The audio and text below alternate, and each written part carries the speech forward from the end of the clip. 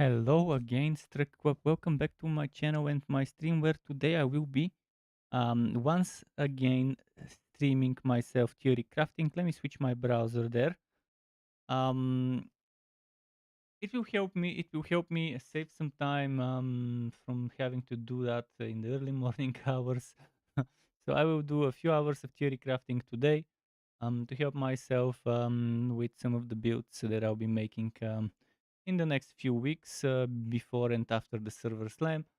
I've just released this one, the Snowblower 2.0. So we have that one in the books already. And since I go in the order Sork, Necro, Druid, Rogue, Barbarian, since I do them in that order, next up would be the Necro, then the Druid, and then the Rogue. So I'll try to maybe theory craft one for each of those three classes, which means let's start by duplicating the mist potion. Just a moment. How is it on the screen? Do we see everything on the screen that needs to be seen? I think we do. I think we see whatever needs to be seen. Okay, so let's duplicate mist potion and start working from here on. First of all, I'll actually select the build I want to redo, and to help me with selections, I asked you which builds to make first. Let me just double check it here. Here it is. I asked, you answered. So Dark Ward will be it. Now we'll be making the new Dark Ward. After that, I'll try the new Storm Ward. it's words today. And after that, I'll try the Arrow Storm, the next version. We already made this one and that one for the Sork. Eventually, I'll make a new one for the Sork and then go for an Ice Potion, but we have time for that. And for the Barbarian, already made Butcher 2.0. Eventually, I'll make Bladestorm 2.0. If I have time today, I can also make Bladestorm 2.0. But for now, priority would be Dark Ward, Storm Ward, and Arrow Storm. Um, two times the storm, two times the ward. Interesting. So let's go back to the drawing board, as I like to call it. Yeah. I know. Dark Ward 2.0. Necro. Let's go. I'll probably have exploiters aspect, so I'm leaving it there. I'll probably have grasping vines as well. Although I haven't decided to where, so let's just fucking remove it. Okay. Starting with a unique item, I'll probably make this another corpse explosion. Actually, let's go to the build calculator. You know what? I think it's better to just go to the build calculator. Let's close this stuff. Close this stuff. I do have a new strategy of how I approach the Paragon boards. You'll probably see that now. You definitely hear me. I'll try to show it on the screen. My strategy of how I do that, but there is time until then. First, Dark Ward 1.0. Let me look at Dark Ward 1.0. So I can kind of try to keep this close to the original, retaining the original intended playstyle while just updating with new stuff. Immumancer was before was after Dark Ward. Dark Ward was over here. It's one of the first ones I made. So the original Dark Ward was Reap Blight, corpse explosion. See, this time around I will have Reap, but eventually Reap will go away. We don't need a builder skill since we will have Grim Harvest. So okay, I kind of have an idea. I kind of know. I'll probably be using some of the same aspects with some new ones that I didn't know existed. We'll put 1 point Reap temporarily. Eventually, you will lose that reap skill. So I'll just put 1 point reap in here just so we can unlock the core. I'm not gonna get either this one or that one because again, this won't be on our skill bar. Bloodlands, no, where was it? Blight. I'll max out Blight. We will infuse it with the pooling mechanic from an aspect, and we will do a few good things. I might do double curses. Did the original Dark World have double curses? I definitely want Corpse Explosion and Corpse Tendrils. And I'll probably go Bone Storm instead of Blood Wave this time around. Oh, never mind, never mind. There are aspects that make certain skills dark skills, which I didn't know about those before. So this pretty much opens up a ton of possibility, a ton, and you'll see what I mean in just a few seconds. So first of all, yeah, this one blighted aspect definitely something I can see having in the setup. What we're looking for is where is it? This one. Bone Storm and Blood Wave are also darkness skills. They deal shadow damage and gain additional effects, which means I'll go for a Shadow Bone Storm. Bone Storm is my favorite ultimate, and considering I can make it a shadow skill, it's just perfect, just amazing. Blood Wave is a little more boosted by this one because it also desecrates the ground it travels over, leaving that. But I think with Bone Storm it's better because we keep it permanently and it gives us some bonuses. So Bone Storm, a shadow, um, just a lovely synergy, just a lovely synergy. We definitely will take aspect of the void.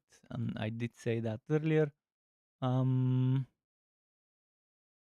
Definitely taking skeletal mages, but I'm sacrificing the warriors and the golem. Maybe I'll sacrifice the mages as well. Although I'll keep the mages probably. Shadow White key passive deals damage to enemies. Increase the next Shadow White damage. Okay, I'll look into those in a moment. Let's go back to the skill points.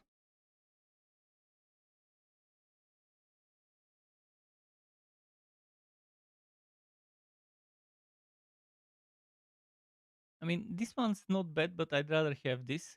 But the thing is, minions won't be the main source of damage here. We'll see how that goes.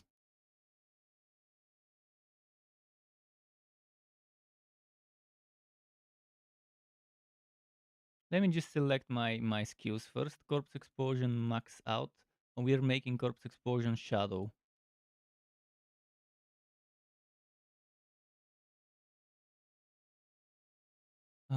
I might take the Creepify because reducing the damage enemies do.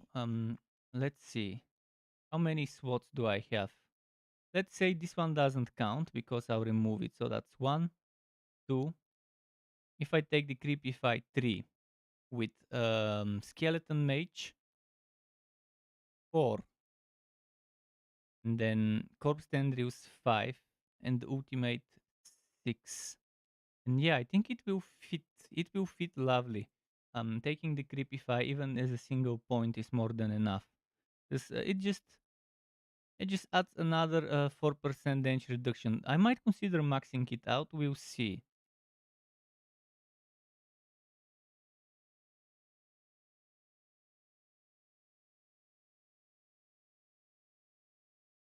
See, this is execute. If you want execute, hurry the Creepify.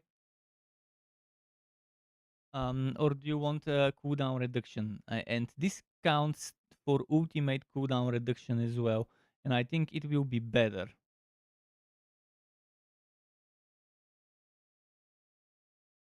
And it doesn't matter who hits those enemies, whether it's your the minions. It just says enemies hit while afflicted with the creepify. Maybe even if your teammates, if you're playing with others, hit, maybe that would also proc it. So I'm thinking of this one to reduce the cooldown of Bone Storm. Um, Corpse Tendrils probably maxed out. What do we get? And it's giving me 40% increase on the damage it does, but we're not using this for the damage. Although the cooldown on it is nice. It goes to 8.8 without any extra skill points from 11. I don't know, I'll keep it as a one pointer for now. Definitely want the vulnerable. Now let's get the most important passives. Do I have enough? Not yet. Where is Grim Harvest?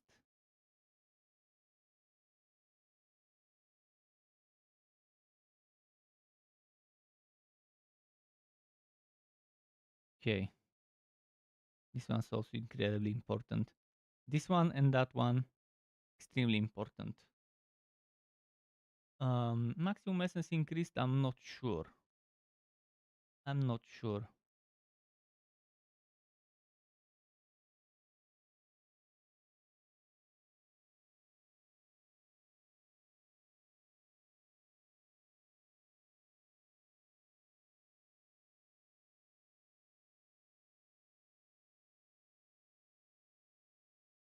%, we'll see if I want that.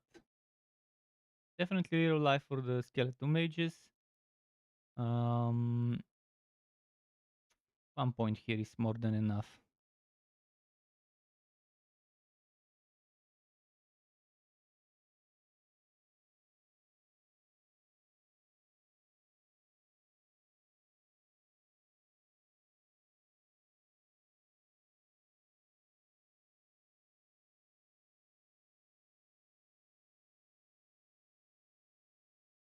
So the immobilize, where was it? The immobilize here could help with that passive if we don't want this one. We don't want that 15% increased damage. Let's go immobilize actually. And if the minions don't die too much, maybe we can consider giving them that extra damage. I want 45 for sure.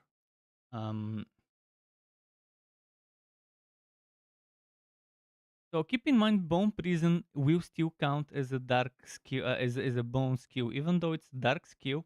With that item, even though Bone Prison becomes darkness skill, it is also a darkness skill. So it will count as a bone skill.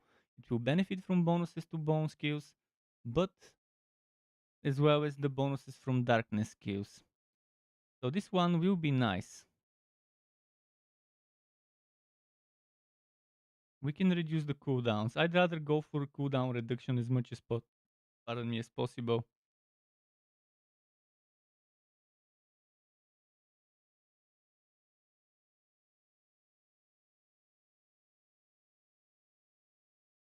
Mm,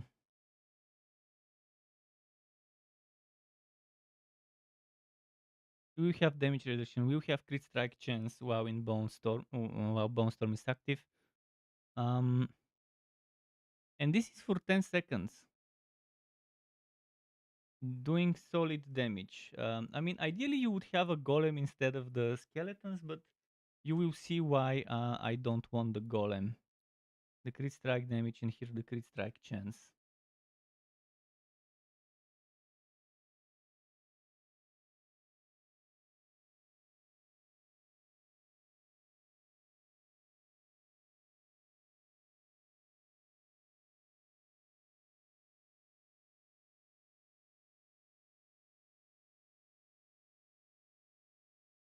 Alternatively, you can sacrifice the mages as well and take both curses. We actually make it such a build, double the curses.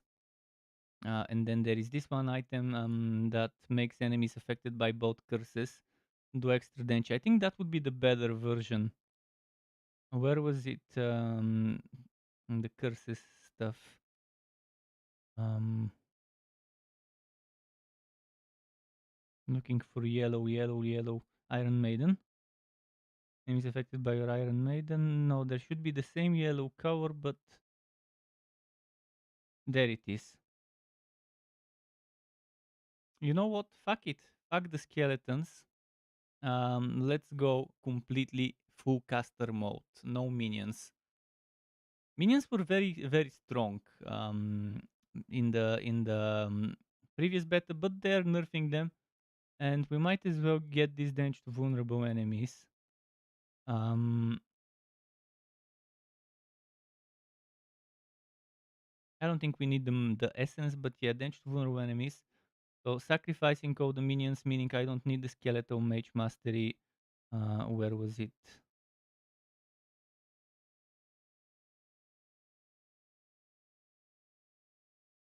This one's still good because it counts for me.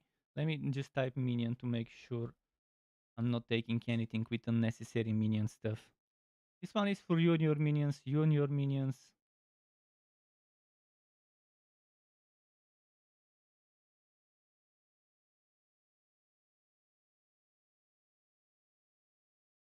This is okay. It works for my skills as well. Just making sure I'm not doing stuff. And now we can take the memento mori because we have 0 minions.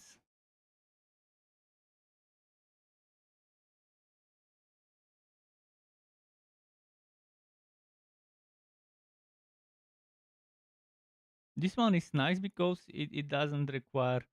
It will give you casting speed. And but let's look at something else for now. Let's see some play. First of all, I need to take my probably shadow white. Yeah, I'll take shadow white obviously. And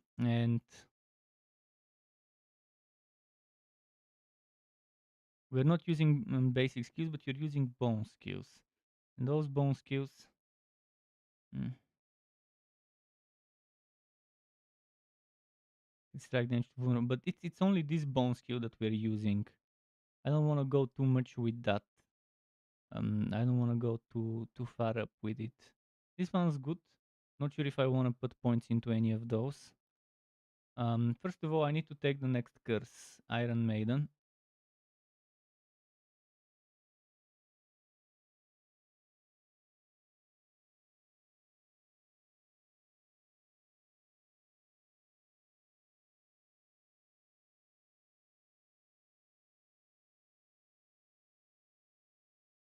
Okay, first of all, I need to figure out where to remove some points.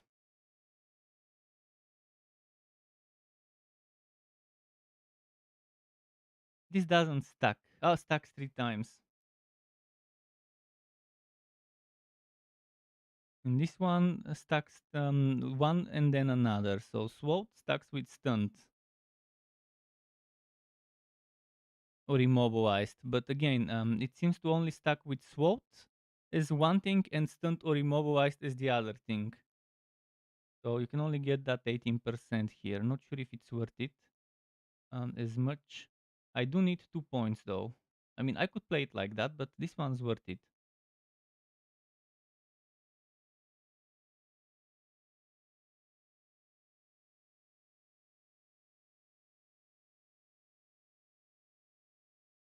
We won't be using this for damage, by the way.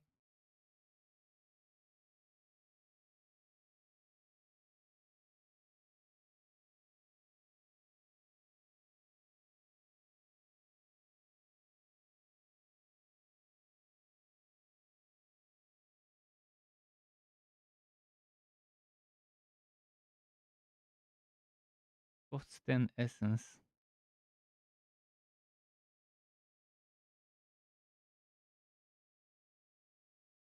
I think we have plenty of essence, and I don't think we need this, nor do we need any of those, although the healing would help.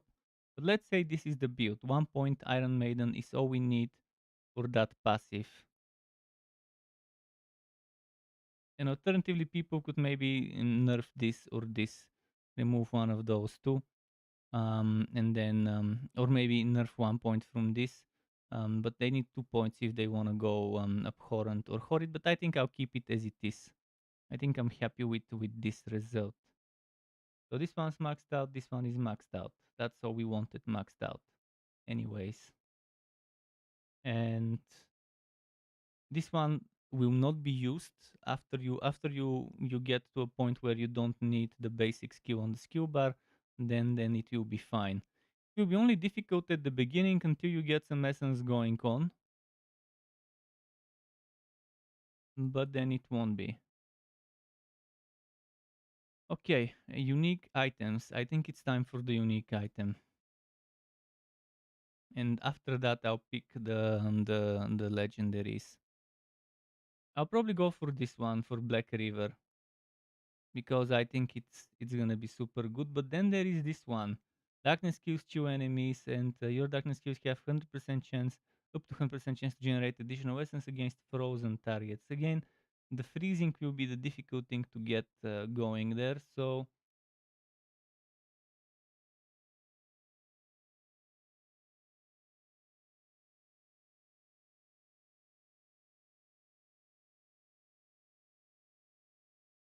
yeah, I think the clear winner would obviously be the Black River or the Bloodless Scream. Just the one problem is freezing the enemies for the Bloodless Scream would be it would be tough to get that going.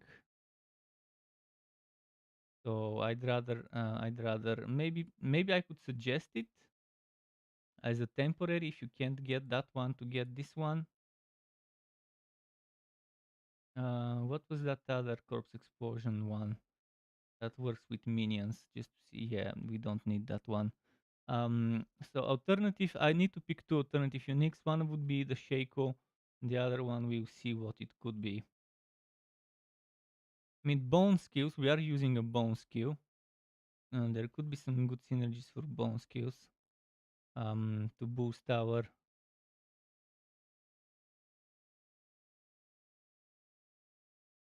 bone storm.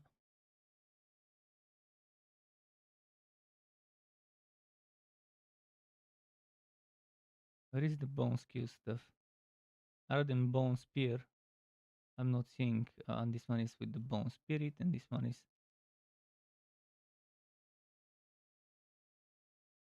ever.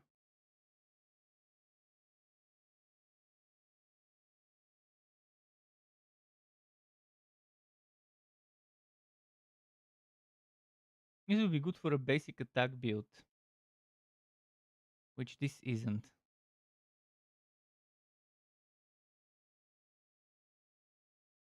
Yeah, Black River. I think it's already there. Yeah, it's already there. And what I need to do is just to do some stuff.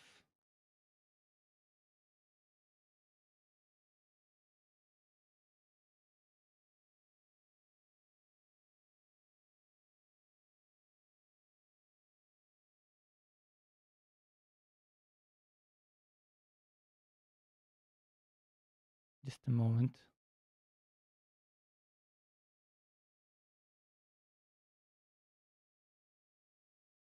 So I'll need to decide on the alternative unique item.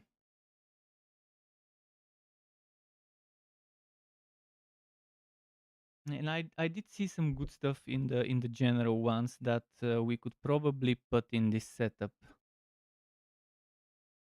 I kind of know most of them already by heart, but not sure if Heart of Skellig would be nice. But Shaco again, Shaco great option for farming Keltites.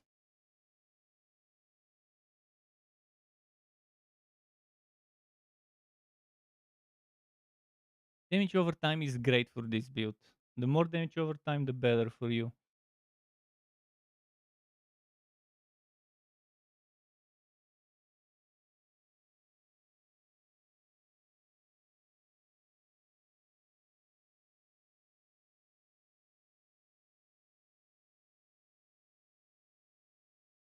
And this would be interesting. This would be extremely interesting because you would have chance to heal, you would have chance to restore resource, and you would have a chance to immobilize and do Wookie hit chance with immobilize damage and with daze damage. But this is better for a rogue. But this being able to do between 1 and 200 or 1 and 300 if you get a good roll of your damage with every dot would be pretty fun.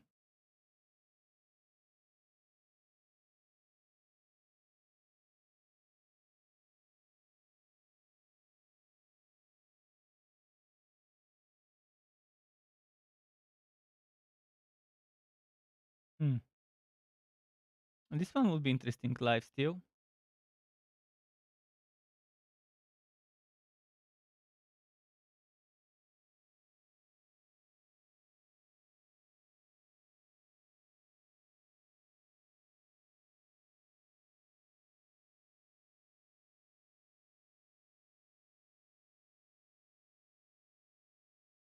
any of those can work. Any of those can work well.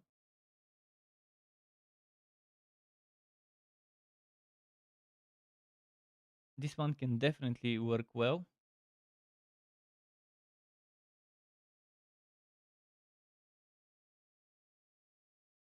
Because do you know why this works well?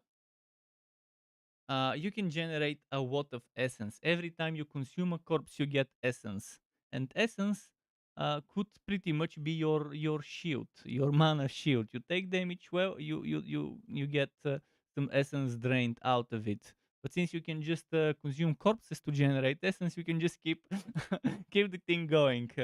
You can keep the sustain.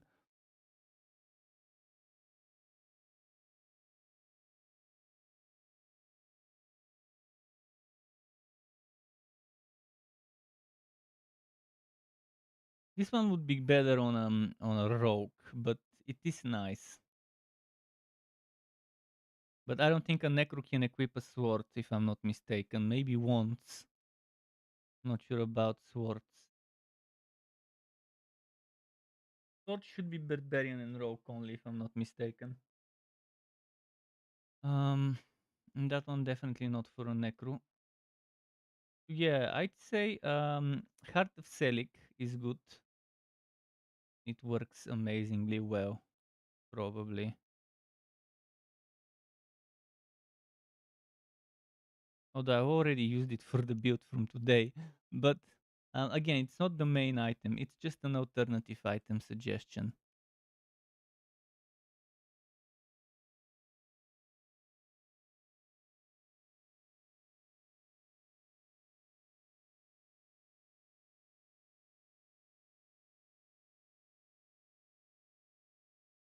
Okay, I'll fix that later. Now, let's go for where is the Black River? Black River here.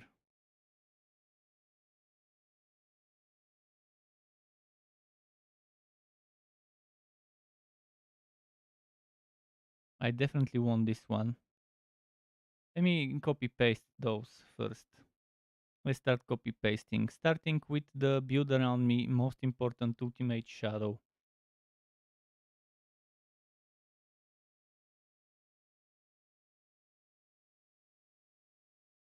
I like that I like that the Black River is a one-handed item.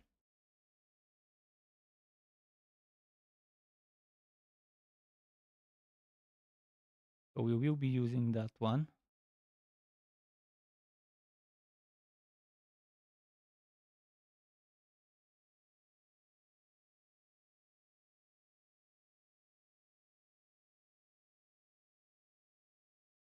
Where is the one with the white aspect, shadow white aspect?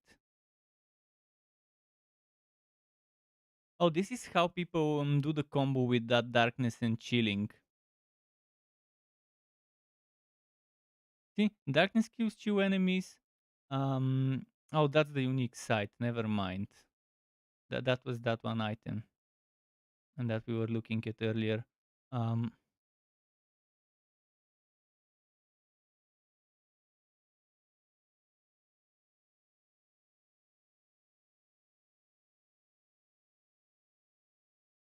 shadow white. That's the one I was looking at earlier.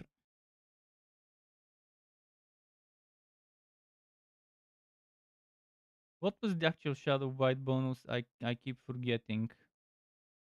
Darkness infects enemies with shadow white for 2 seconds. You and your minions.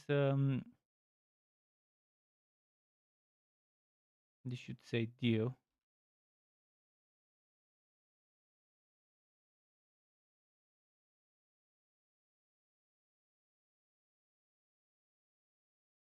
And this lets us get extra 10%.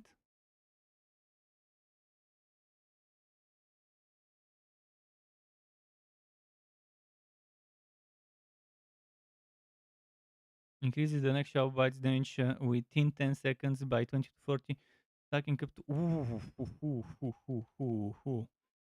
This is such a strong one. Such a strong one. Okay, next.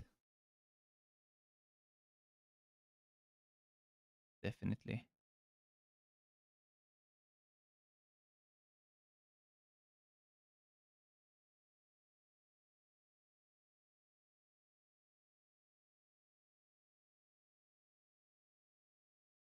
We can take 5 of those, right? One, two, three, 4, 5. And if we take offhand instead of shoot, like a focus item instead of shoot, it would be 6.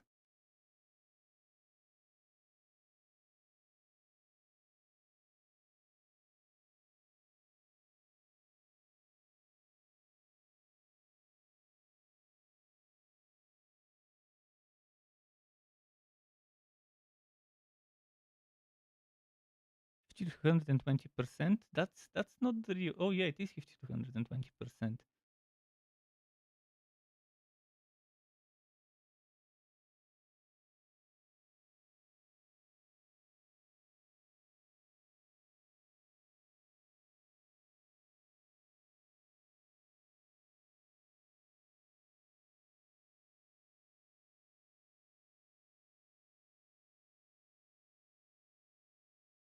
Without Blood Mist, we would have trouble surviving, and in cases where you feel like you want Blood Mist to survive, you can remove Iron Maiden, you can take Blood Mist, and you can remove that aspect here.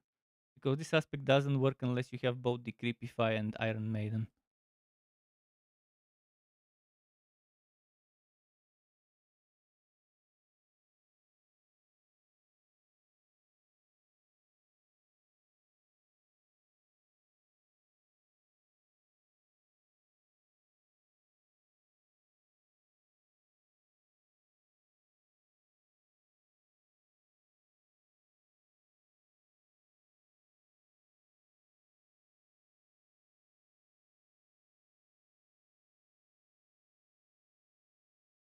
Wait, where does this one go? Oh, a simulation aspect.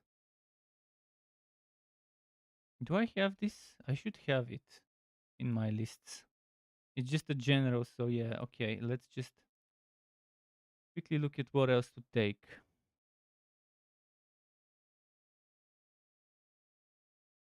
Oh yeah, sacrifice bonuses.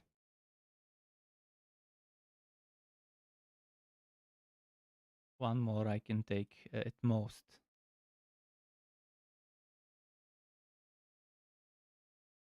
Let's go from the top one by one.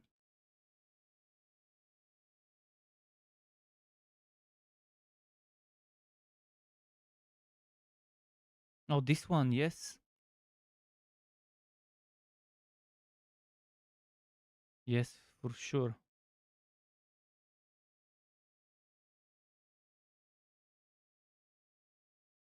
Okay, I can just copy it from the mist potion.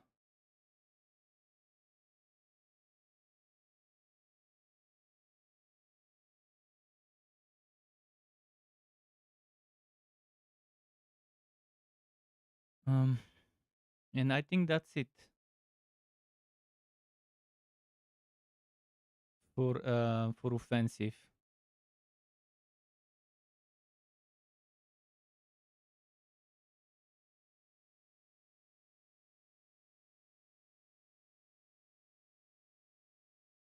Let me see this Osseous Gale to see if they found out how much it is.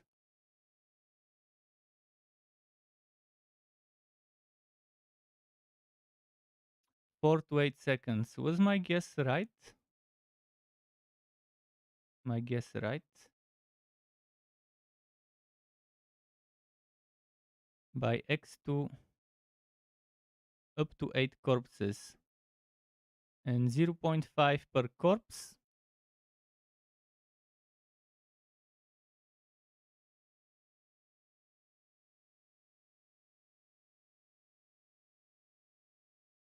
I think 0.5 per corpse. Yeah. And wait, 4 to 8? This doesn't make sense. Is it? Oh, up to 4, and if you get a good roll, up to 8 seconds. So in the worst case, it will be 0.25 per corpse.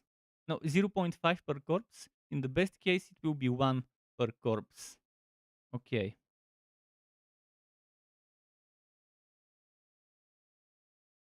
Let's write it down. 4 to 8 seconds. Good thing they deciphered it. I noticed 0.5 in there, and I didn't realize it was 0.5 per corpse in the worst case and 1 in the best case. Okay.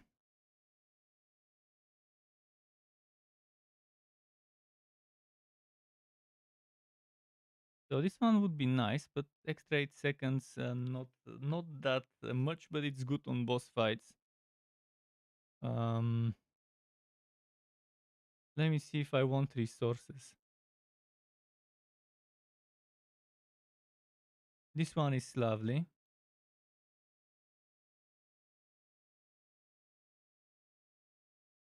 So this or this could go in the ring slot in one of them. Let's see, 1, 2, 3, 4, 5, 6. 1, 2, 3, 4, 5, 6. I don't think we need rings. We have Grim Harvest. Grim Harvest is enough. And with the with the site for stuff. Um, what I do need is to sacrifice one of the ones I've picked though. One of those needs to be temporary. And I think this would be the temporary one. I think this one will go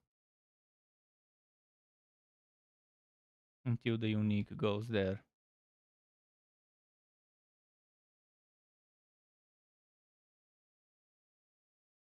If one uses that.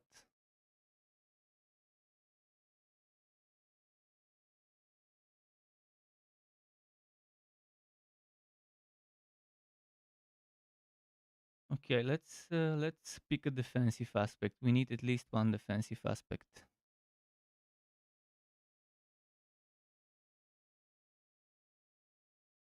This one seems like the best choice.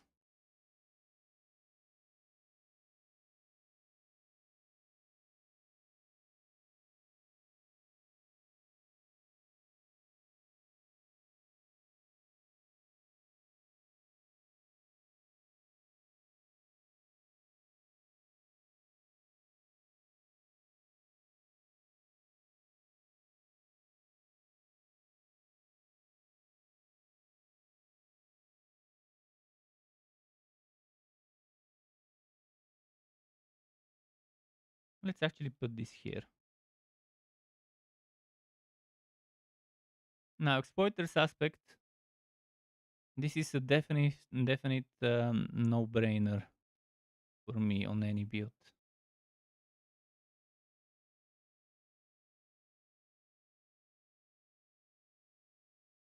What should I put in the amulet slot actually? Should I put exploiter? Should I put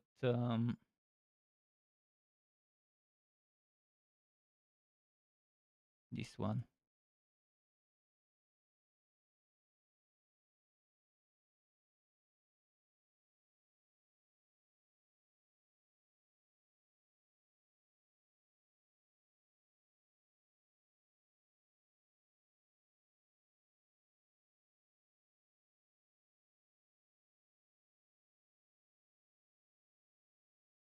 So we decided on that one.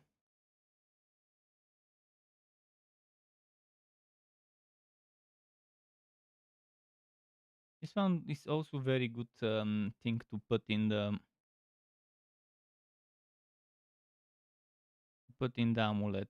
You know what? I'll do it in this way.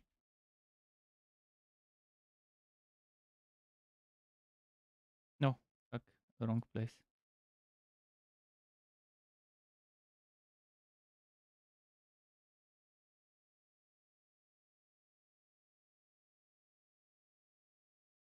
I'd rather let people decide which one is more important for them.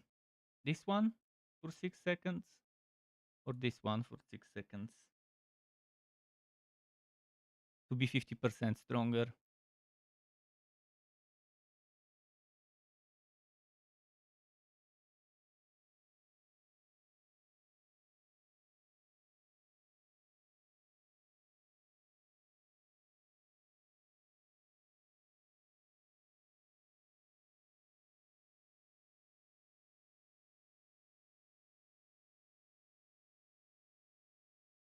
Back to utility.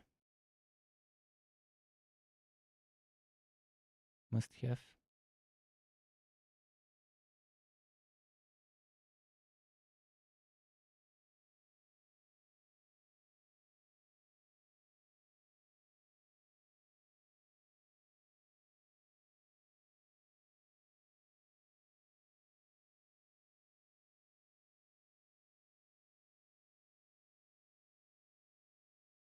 One more utility. I'm wondering, do I go for shared misery? Did I?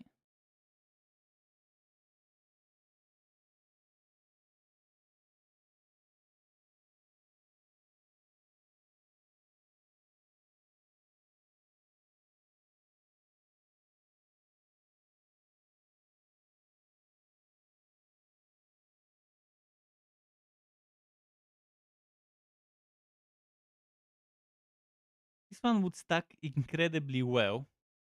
This crowd control duration would stack very well with this crowd control duration. Um, and that would make us bring bosses to a broken state much faster. But if I were to use it, what would I sacrifice? Sacrificial, maybe? Sacrificing sacrificial. Let's say we have 25% bonuses to sacrificial, to the to the sacrifices. This means this becomes what? Um, 1.25 or something. But 20% is 1. And yeah, 1.25, I guess. Something like that. Extra percent. It's not worth it for this. For this one, it might be worth it 25% more. That's 7.5 extra crit strike damage. And here it will be, and it's not worth it. You know what? Um, even though this is temporary, and it was gonna be removed, I might as well replace it with something that would be more useful as a temporary. Oops, wrong place.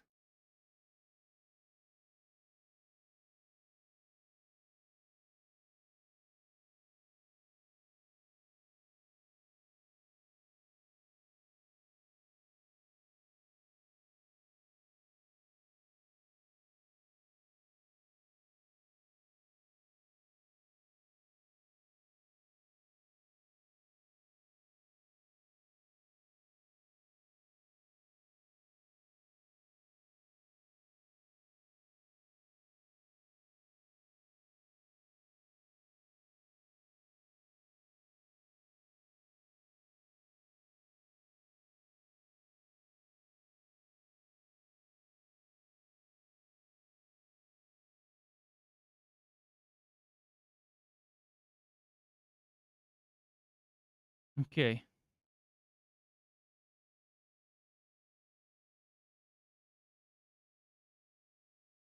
I'll fix this here later. That text.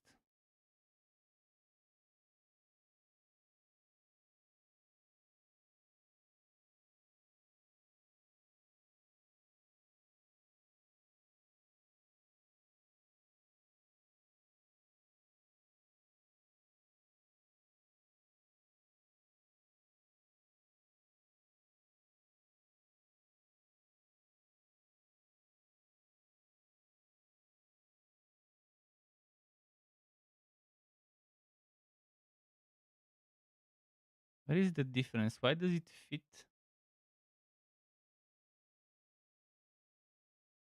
I think I just need. Oops. Need to just increase a little bit more here.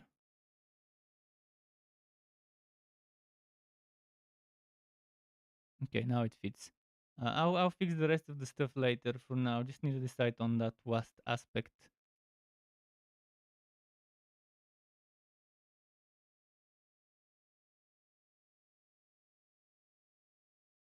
could be mobility, it could be defensive, or um it could be utility. Because if I pick mobility, I can put it here. If I pick defensive, I can put it there and just move that one down there. So we have choices. No, definitely no, definitely no. Not sure I want this.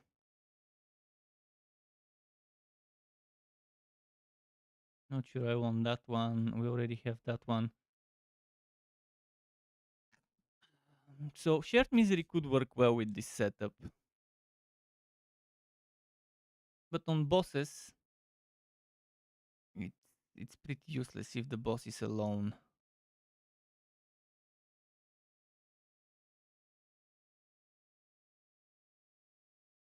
You know what? I can synergize this. You see, this one gives us barrier, and might as well get something while you have a barrier active,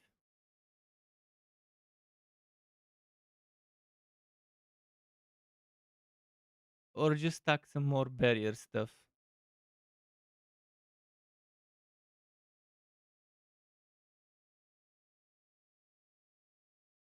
or get this for healing.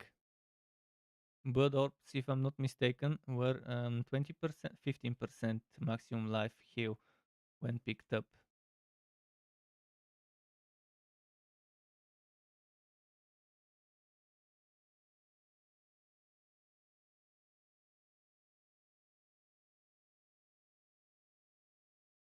Yeah, there aren't that many choices, unfortunately.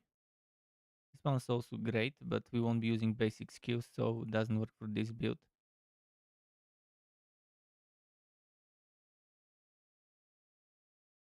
So this one, while it would be good against trash mobs and stuff, we don't care about that.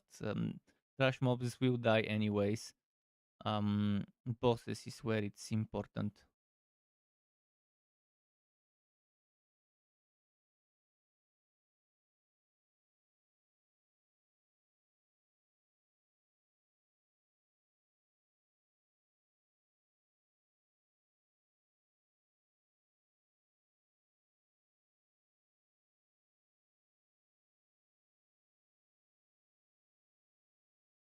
Might as well pick this one. This one, I'll mention it. It's not must have. In fact, you know what? Yeah, let's just put it like this.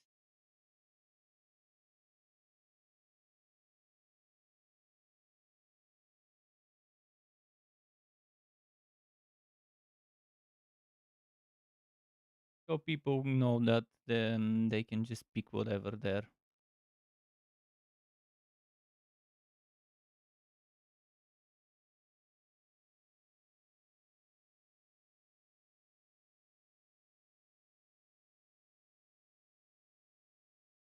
And that's it.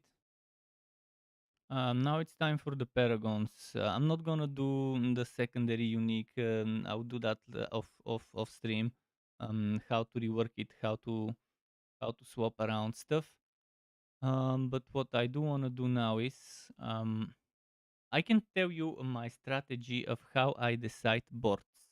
You'll see me do it now. First of all, I fill them up with stats, and then I write down how much of each stat they give me, excluding strength for this character, because strength is not important, but I need the willpower, the dex, and the int. First, I decide the boards I want. So, Scent of Death.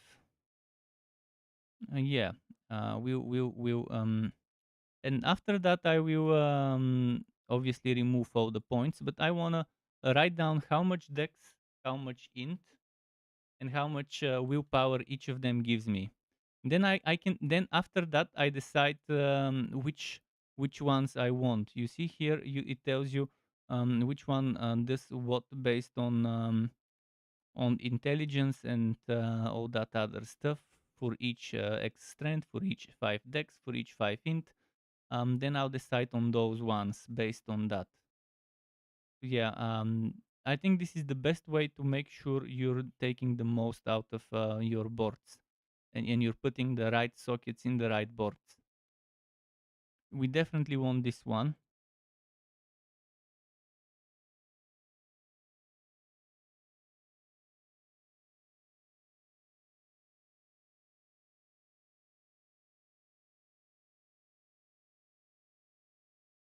We don't need any pet stuff. I will actually make this as a guide, as a video, eventually.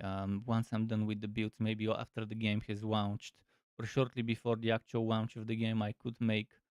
I already have the idea, and I think it will be extremely helpful to new players who don't want to be overwhelmed by the Paragon system.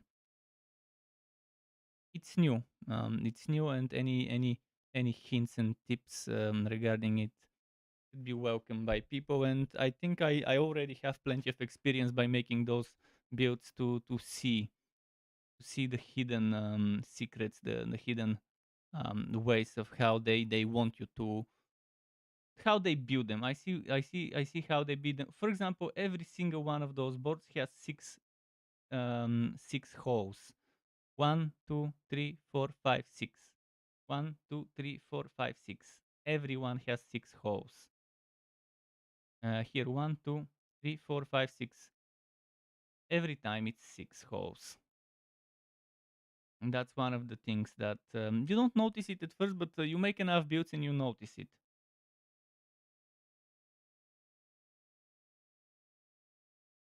Um, this increases all of your damage and all of your maximum essence.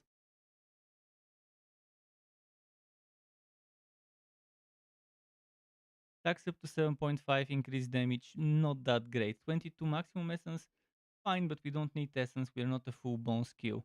Blood orbs, not as important for us.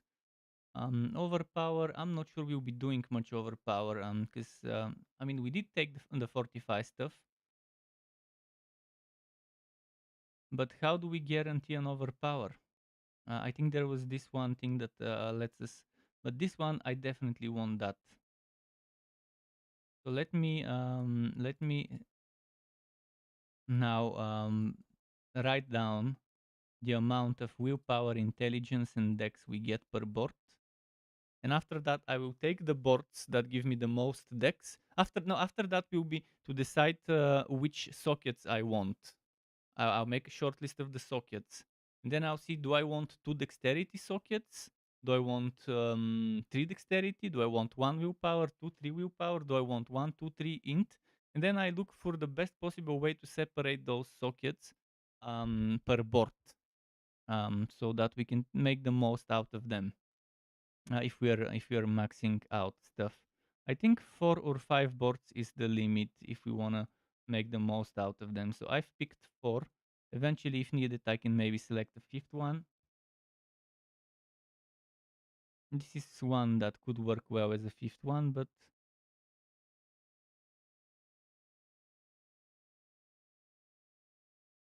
damage well fortified. It's not gonna be as much overpower and fortify as a blood build. Wasn't there one about sacrifice bonuses? Wasn't there one that works from sacrifice bonuses?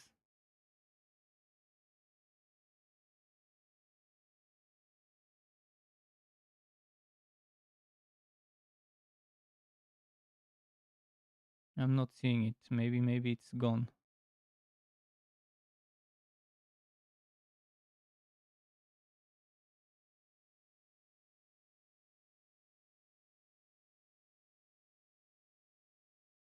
Wait, did I take the blood orb thingy? I took the blood orb thingy, so it could work. It could work if I need another one. I could maybe take the blood orb one.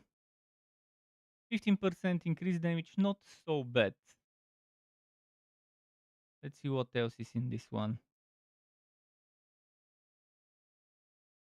I'll just write it down and see. I'll decide later. Again, this is I'm not obviously taking all those things. I am just doing that for science to help me later decide. So let's start one by one with the starting board. We want to see how much intelligence there is. I'm just taking something randomly. There is 70 here. So I'll write things down. Just give me a moment.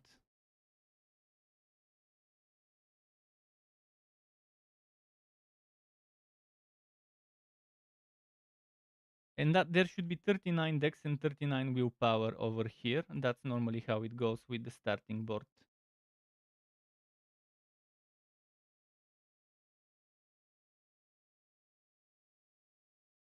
Let me check.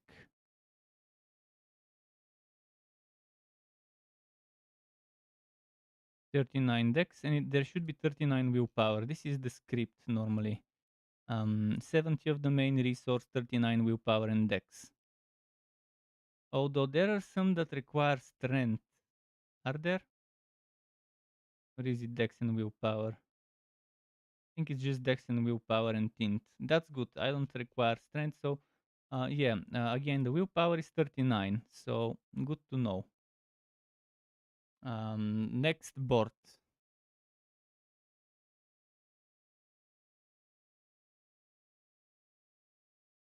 34 dex, Abysso.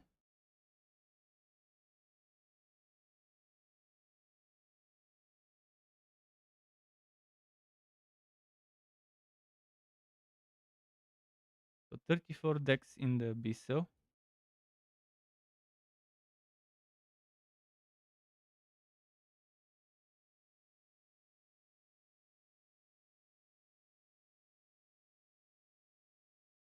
What about the willpower? 54, okay.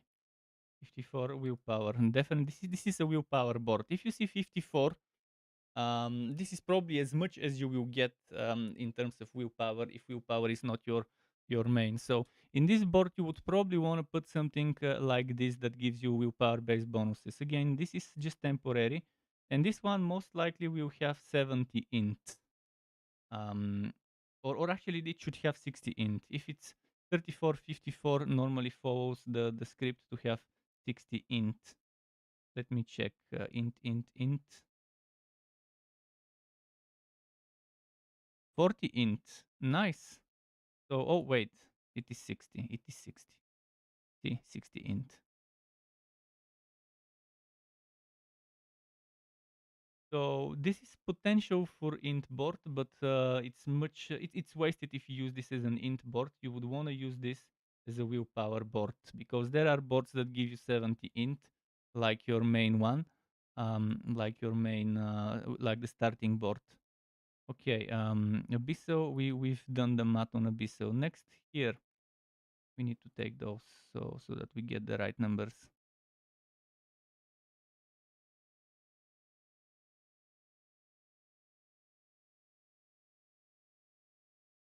Dex 39. Okay, this is a Dex board.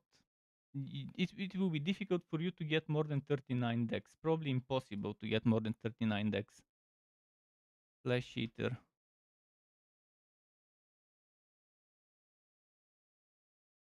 Flash Eater. Let's check the willpower. If it's 39 dex, my guess is 49 willpower. Wait, I didn't select willpower.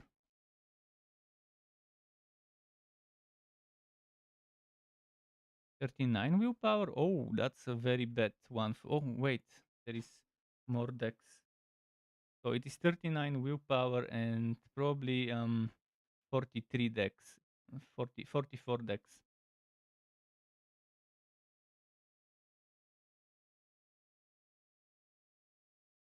39 willpower, right? Okay, added it. 39 willpower. Let's go back to the dex quickly. 44 dex. So this is definitely a dex board. Definitely a dex board. And the int is probably 70. Or it could be 60.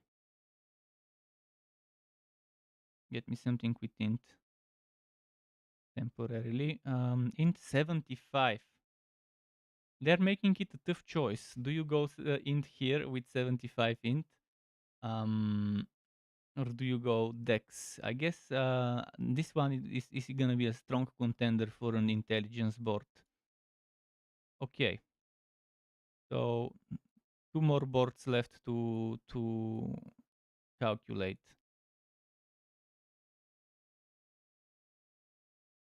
39 dex. This one is called Wither.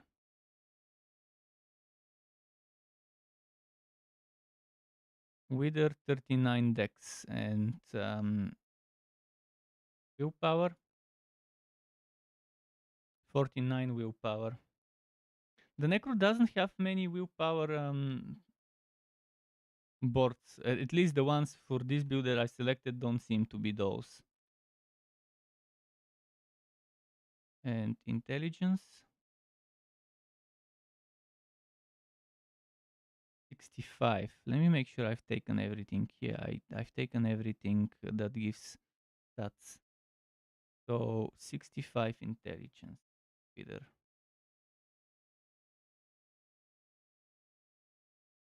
Okay, and one board left.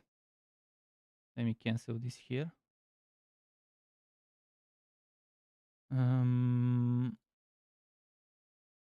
34 dex. This one is called Bot Begets Bot. And the previous one was Wither. Wait. Oh, yeah.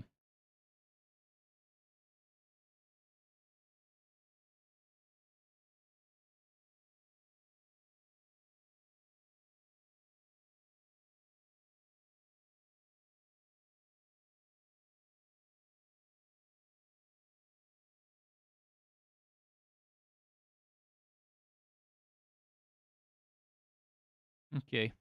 So Bot Begets Bot. What was it? I forgot. 39 dex. Okay, 39 dex. Oh no, that's the Wither. 34 dex.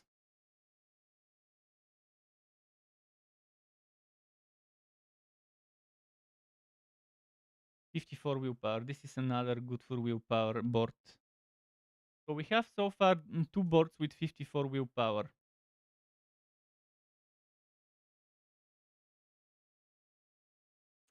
So we can mix things around. Let's check the intelligence on this one, and then we can start deciding which socket goes where. 45 intelligence. This one is horrible for an intelligence socket.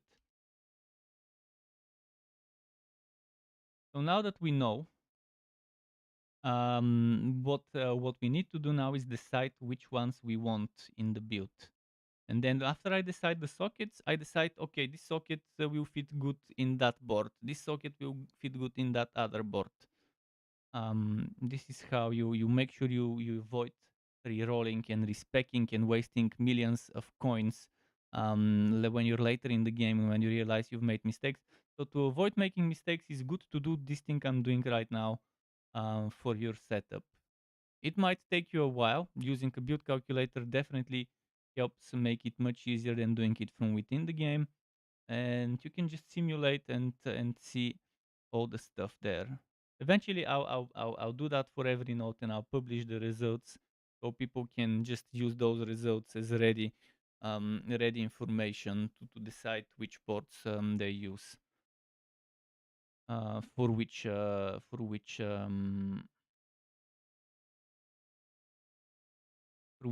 sockets.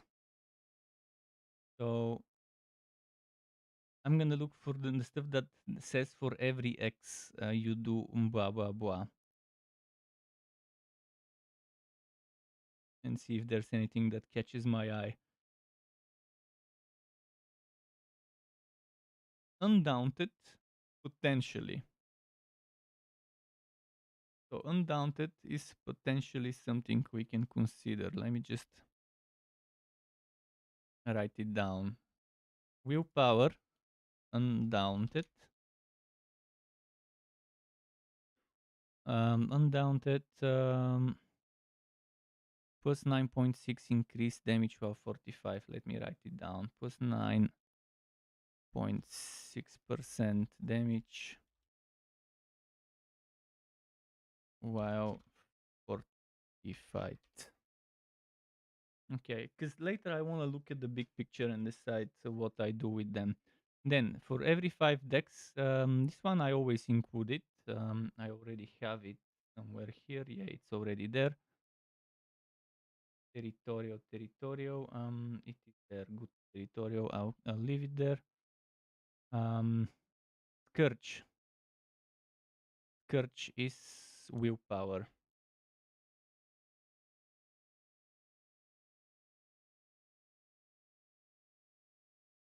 How many percent? 9.6.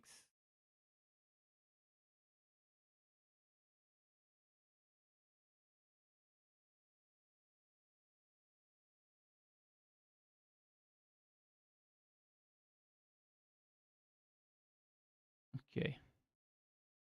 Damage over shadow damage over time. Is that it? Yeah, shadow damage over time. Shadow DOT.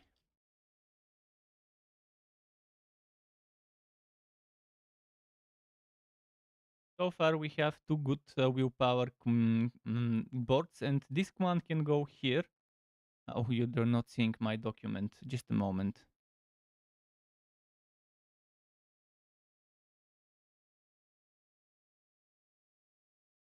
I want to share my text.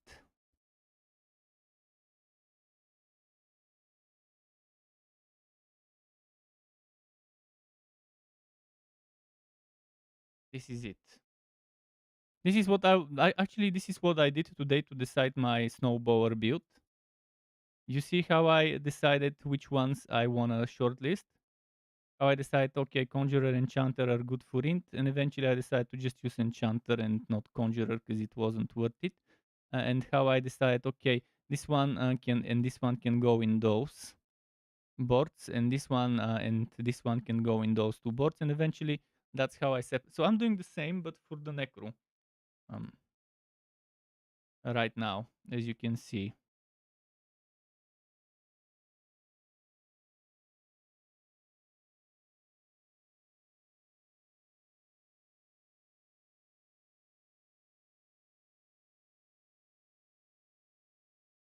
Okay, so now you're seeing what I'm doing. All of this. Let me go back to my browser. So Scourge, did I write Scourge down? Scourge shadow damage over time. Okay, those ones I'll obviously remove those.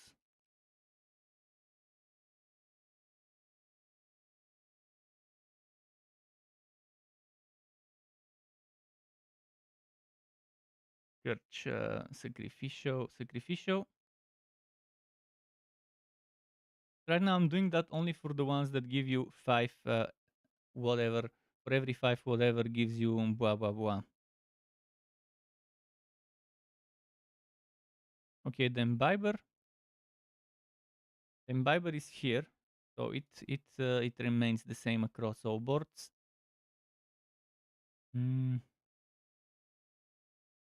This one is not that one, but it could be interesting.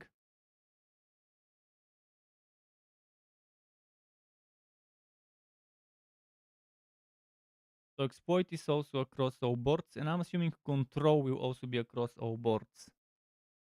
And essence is pretty much the same as this. Where did it go? Destruction.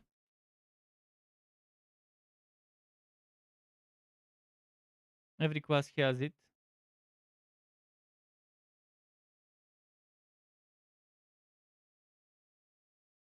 Every 5 willpower, increase overpower damage, dominate. Uh,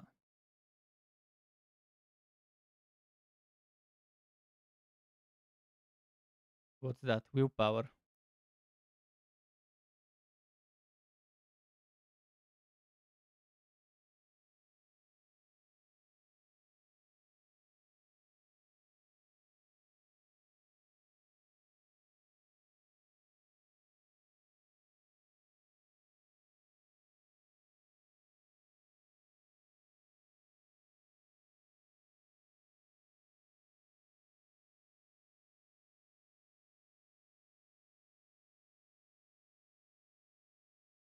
Well, I'll have options. Although I normally try to take stuff that will happen more often than the other stuff. Um, Increase shadow damage. This one, darkness. Again, another willpower. Shit. How much is it? 9.6.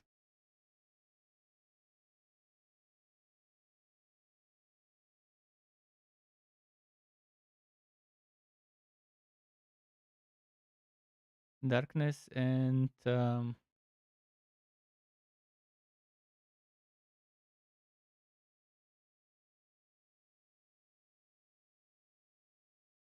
there's our first int control.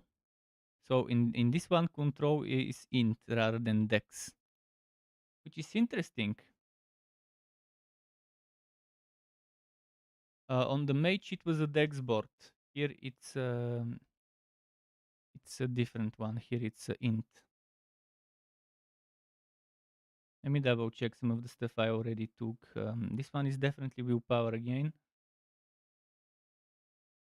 and exploit is dex again. Yeah, just double checking in case they change stuff around.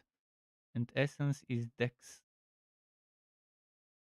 Essence is dex. Yeah. Where did essence go? Essence was dex. Okay. So I didn't make any mistakes. Dominate was willpower. Dead riser we don't care about. Okay. So corporeal we don't care. Control. We added here as int. And I think that's it. What do we remove from the list?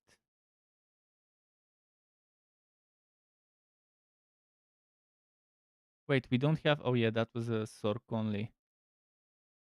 So we have 1, 2, 3, 4, 5, 6, 7, 8, 9. And we only have 1, 2, 3, 4, 5 boards. So let's see which one we need the most. Which one is less likely to happen, so we can get rid of it.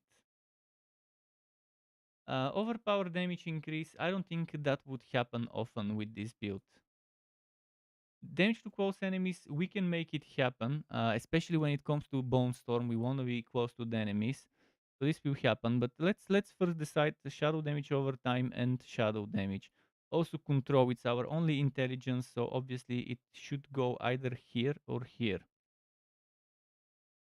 We have to decide. This is our strongest dex board, and that means I'll probably put essence there, damage with core skills, which is damage to blight.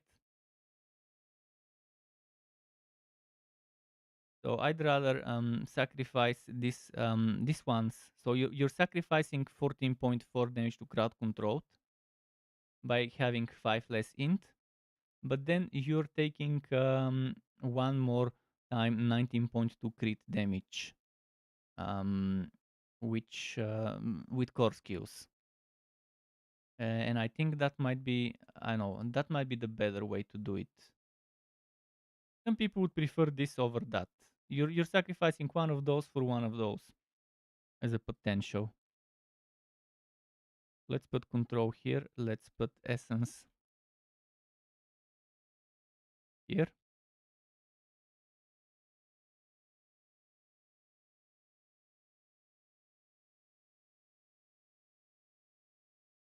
Now let's put the shadow damage and damage over time, which are willpower. Willpower 54.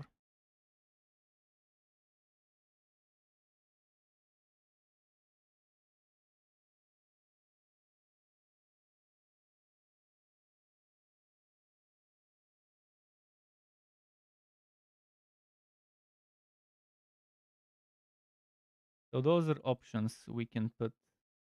We have to decide which one we'll put where later. This one, it seems like it's better for willpower than for int.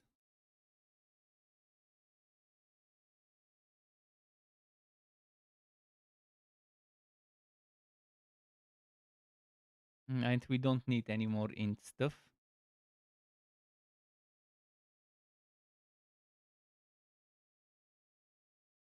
Sensual fortified. I don't know how often we'll be fortified. Keep in mind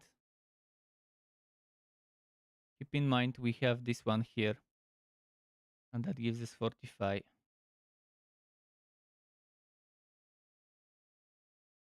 This one here, necrotic carapace.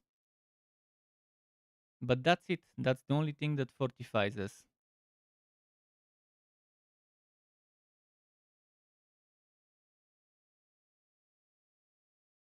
So would that be enough? Let me double check if we had 45 from those things here. I don't think we had 45 here.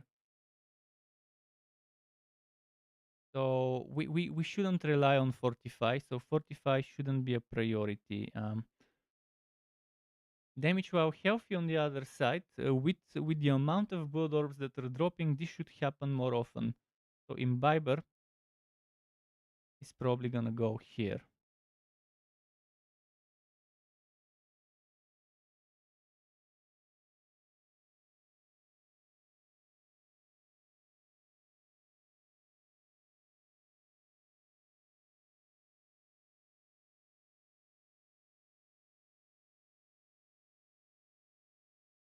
So I think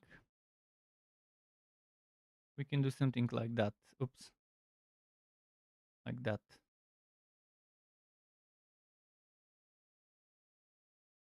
And that leaves us with only one dex board. Alternatively, we can sacrifice two times this damage to healthy. But the potential of adding damage to healthy two times versus the potential of adding two times less but adding damage to close enemies.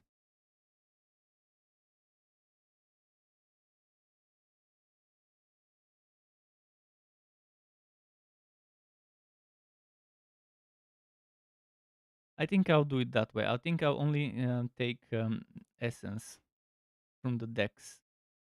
Okay, now that we know it, main board was int. Now, in order to decide the path I'm taking, I'm only leaving the stuff I need the most. Only lead. I'm leaving the resource. This will also help you decide which paths you take and which um to set yourself up for good gains later. So in Scent of Death,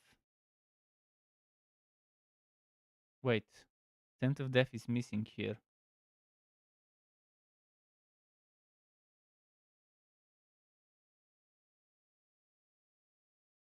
One, two, three, four, five. 1, 2, 3 here. 4, 5. Did I mislabel it? We have Flesh Eater. Let me double check again. This one was 34 dex. 34 dex was Abysso. Oh, this is Abysso. This is actually Scent of Death. I made the same mistake with my mage when I was making the build today. So Scent of Death is definitely a willpower board. We're removing everything but the willpower, and then eventually this will help us decide how we approach this board from which side.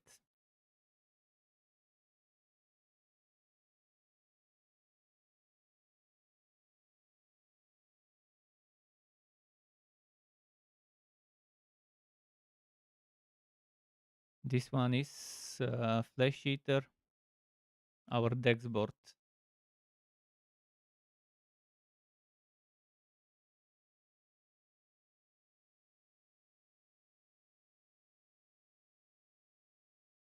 This makes it much easier to decide which way do I want to go, so I'm within the range of the dex.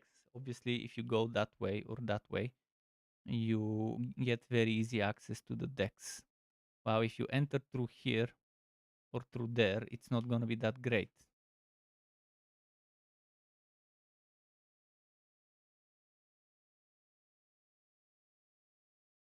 This one is but begets but willpower.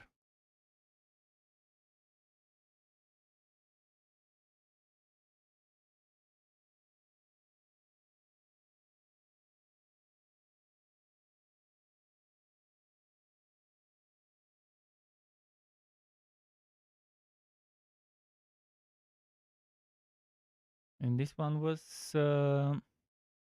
Wither, which is which is other willpower.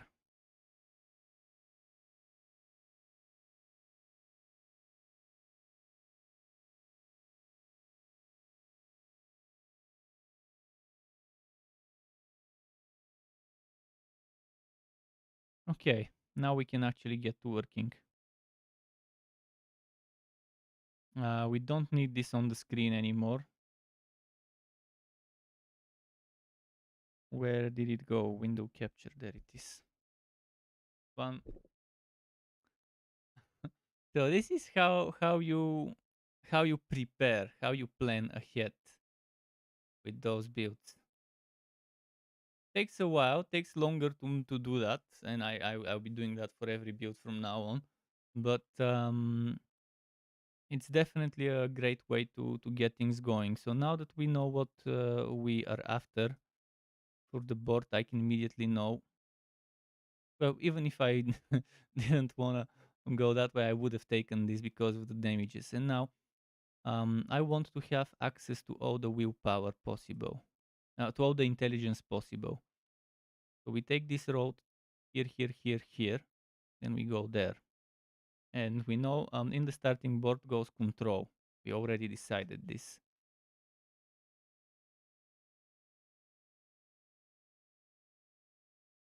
And this is my way of doing things. Some people would prefer this thing that gives you certain blue or yellow notes nearby, get increased bonuses to this and that, stuff like that. But I prefer going that way. I think those are more worth it. With the other way, you can take more boards. With this way, you're wasting more points, but you're taking more stats on top of those extra bonuses, and you're getting bonuses for picking stats. So in the end, it works out nicely. There is something you could do. You could do something like this, but that's an extra point. And if you're gonna spend that extra point, might as well do it that way. Unless you want more decks. If you want more decks, then willpower. Um, again, it's up to you. But again, we're not going for all of the intelligence here at the beginning. The beginning of what you're doing is you just need to get the 35. So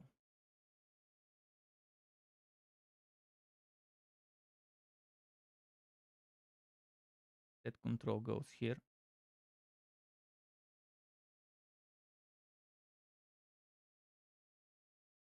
You can maybe take this side to know it's taken.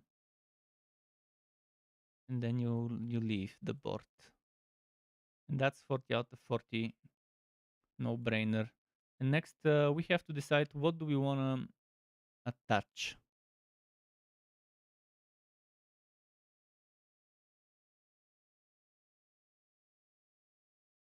Flesh Eater is the best thing you can do early on, I think.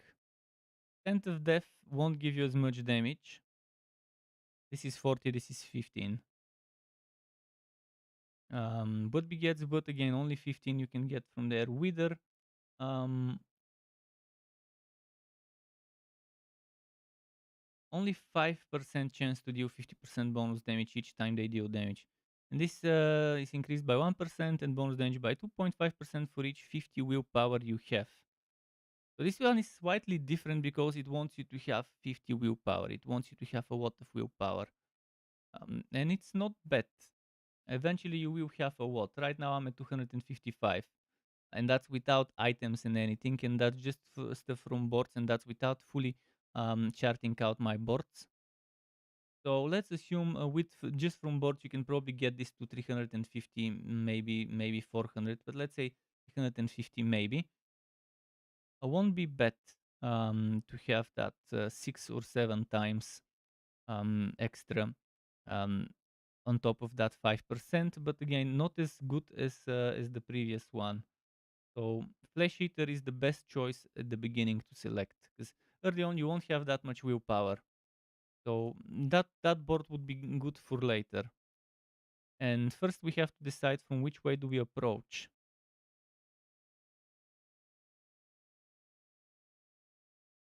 from this one or from this one?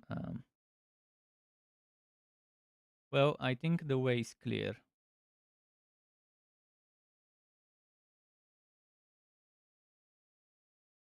And this one is, what was this one called? Flesh Eater? Flesh Eater essence goes into Flesh Eater.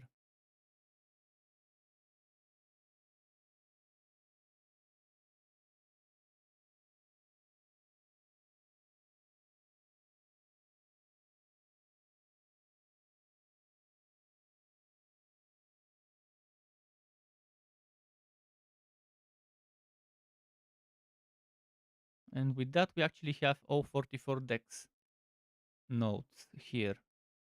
What you could do here is actually this one. It saves you 1 point. It saves you 1 point and it gives you access to this one. And now you have to decide, is it gonna be better if I go here? Obviously it will be, because if you go from here, you still need the points there. 1, 2, 3, 4, 5 int. 1, 2, 3, 4, 5 int. Yeah, I think willpower 1, 2, willpower 1, dex 1, 2, dex 1. This one has strength. I mean, you can obviously select something like that, but again, um,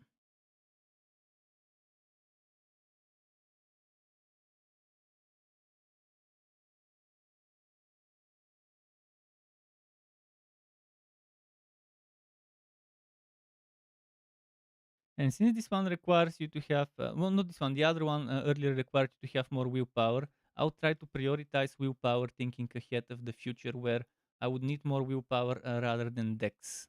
When there is a choice, do I go to the path that gives me 2 dex, 1 int, or 2 willpower, 1 int? Because again, I could do this. This would give me more dex, which again, a little bit extra crits. But since we know we will be taking something that would give us bonuses based on every 50 willpower, we want to make sure we take precautions early for this.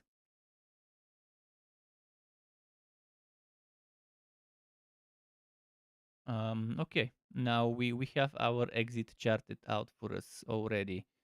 Except someone might want to go get that attack speed for casting speed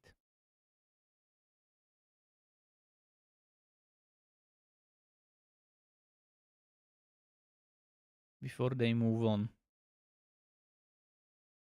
And at this point, as I said, priority on the willpower.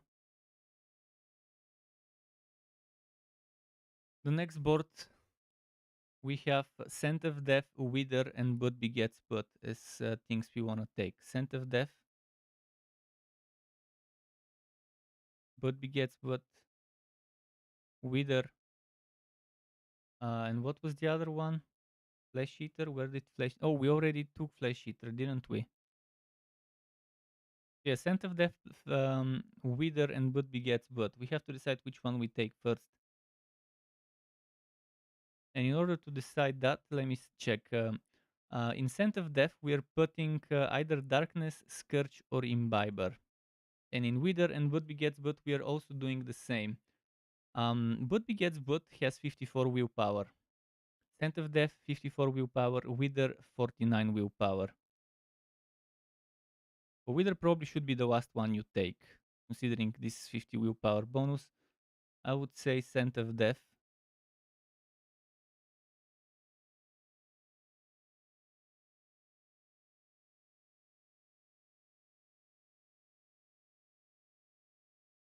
Would be a good combo. In any case, you'll be getting a bonus. Whether it's the damage or the damage reduction, it's still a win. Wait, first of all, we need to rotate. And this is the obvious choice from which side you want to approach the board. Remember, we'll need willpower, but I want to avoid taking the strength. So I'll go that way. Now, willpower, int. Take this. And now we have to decide. Darkness, Scourge, or Imbiber. Darkness, Scourge, or Imbiber to take first. So that's shadow damage over time, or damage while healthy. And 9.6, 9.6, or 12. Damage while healthy is 12, but it has a condition. So I'd rather take shadow damage and eventually shadow damage over time.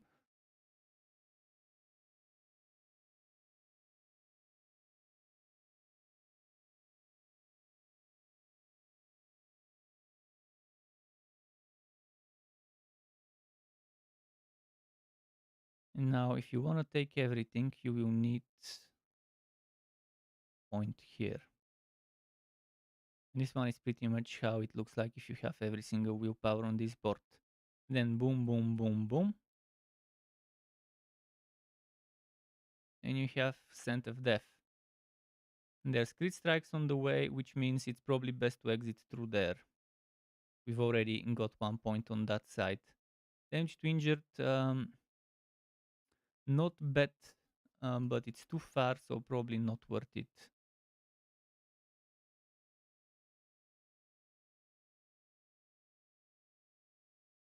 Now we have a choice.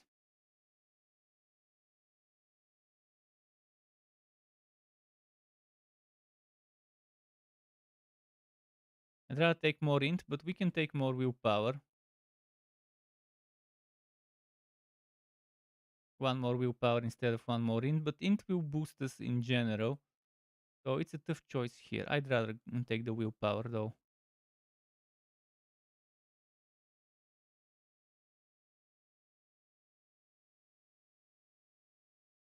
And this board, there's more things you can take from it, like the crit strike damage here. But you can return for it later. Now, next up is, I'd rather take Wither.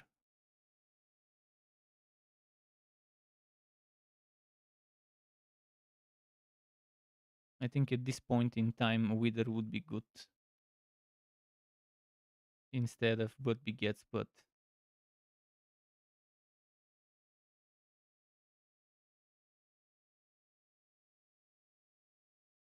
But oh no, actually Wither has 49 willpower potential, But Begets But has 54.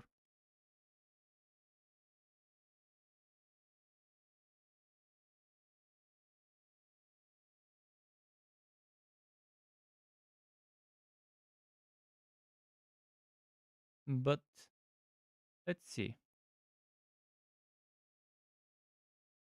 For But Begets But, I might not even get the actual bonus, and I might just use it for the sockets cluster. And in this one, I wanna get the bonuses and not use it just for the cluster. But it will be a tough call. Here it's obvious that let's see, 1, 2, 3, 4, 5, 6, 7. 1, 2, 3, 4, 5, 6, 7. Yeah, 6 and then 7 here. Actually, 6 and then 7 here. 1, 2, 3, 4, 5, 6, and then 7 here. It's the same. Obviously, they made it 1, 2. This one has strength. I don't want to take this route, but this route brings us closer to the danger over time. It also brings us closer to what's this? We don't need this. This one is extremely far away, and it's not gonna be worth taking this bonus. So we either forget about that willpower bonus, which means forget about that.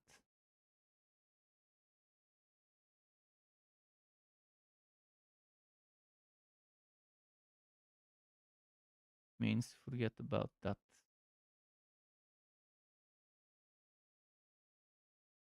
Also means forget about this. I've decided I'm not taking Wither. I'm taking the board, but I'm not going all the way there because it's just not worth my my way there. On the way to it, see, if this one was here, I would have done it. If this one was here, I would have done it. It's just not worth the points if you want to squeeze the most out of it. Here we are putting the what's its name? Scourge. Where is Scourge? Scourge. Scourge.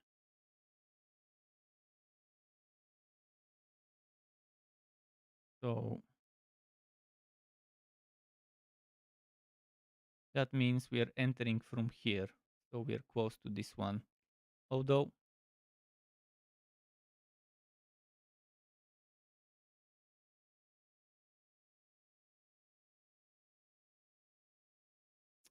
I don't like that strength there. Okay, I'll do it and then I'll count points. 1, 2, 3, 4.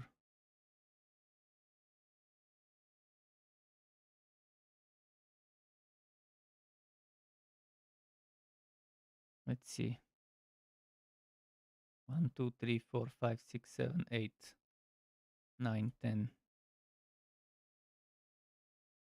11, 12, 13. To get all the willpower that way.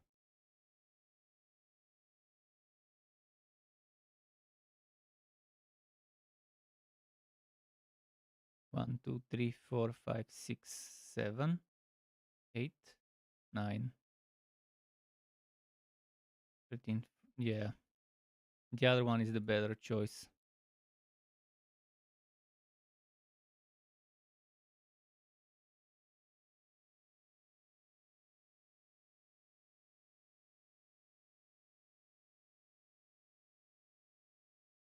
One, two, three, four, five, 6, 7, 4, 5, 6, 7, 8, 9, 10. Then 11 here, 12,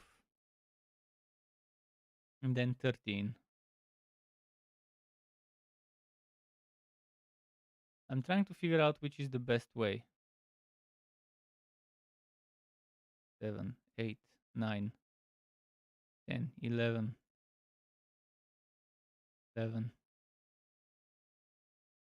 And I'll still do 12, 13, so it's the same, pretty much. It is pretty much the same. Um, but I'm getting better stuff. I'm not getting strength, which again, I want to avoid getting strength.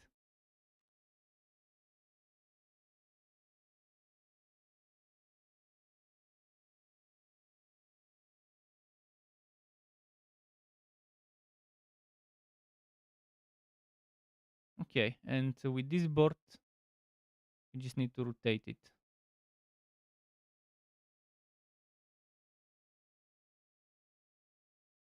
And there's one more board we can do. But at this point, you would probably want to save up the setup. This is the level 93 without renown. With renown, this would be at level 88, what you would have.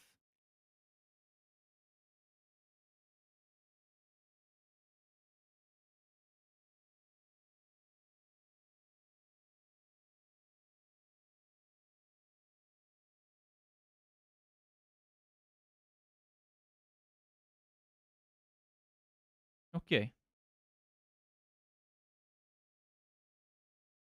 At 93, what we'll have. Now let's expand it. Final touches. What's left? Imbiber is left.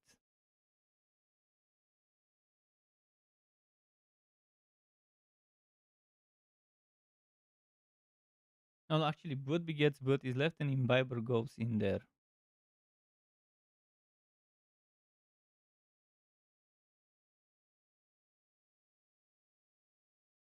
This one, again, Blood begets Blood. I'm not gonna get the actual Blood begets Blood bonus.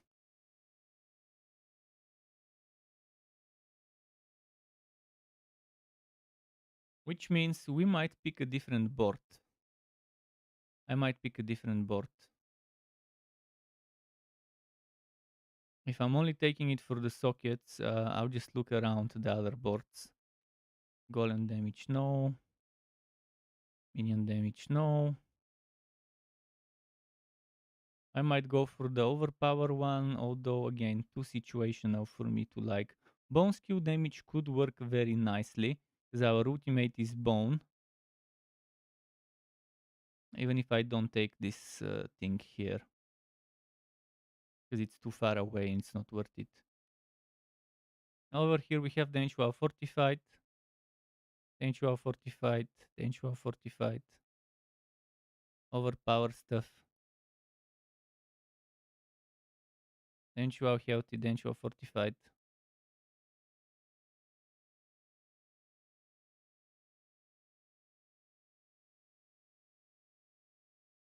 Let me double check over here how much dex we've got. I'll check the stats on this board.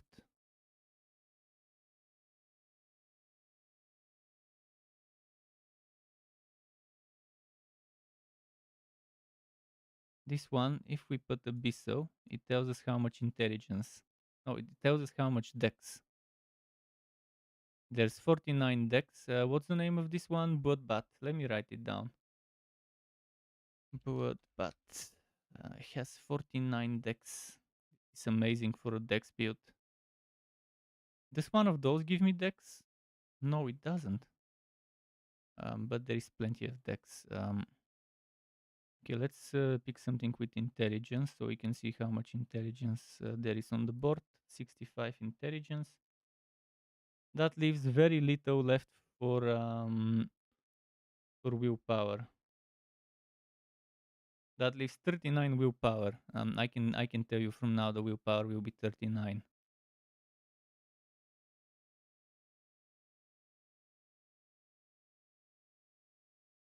39 willpower, yes.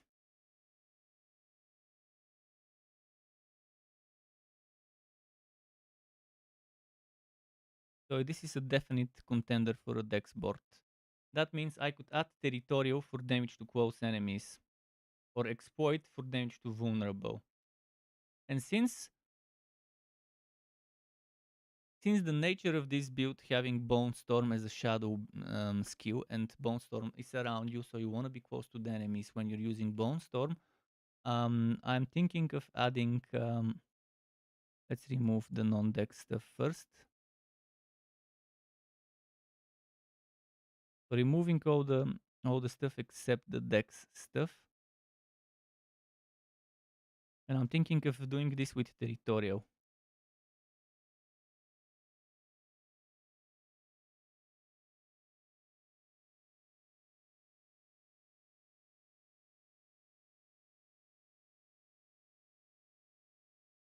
Alternatively, we can do exploit, which is damage to vulnerable, which is, where was it, exploit?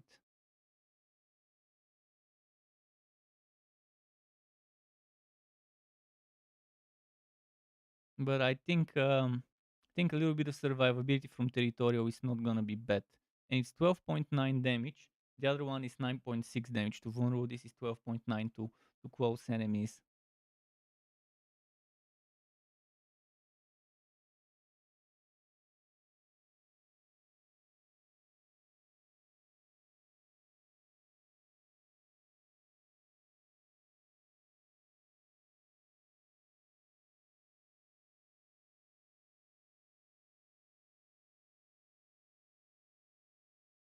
So I needed to remove this one.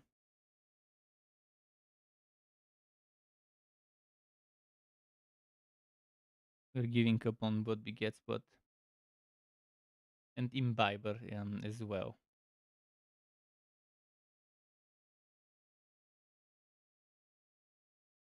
So can I reset this one? What's the current index of this one? B.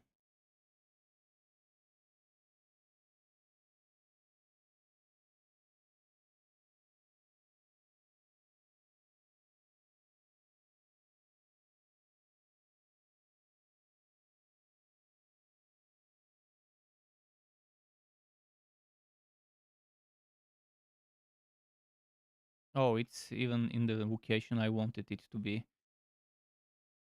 Actually, no, let's start from here so we're close to there.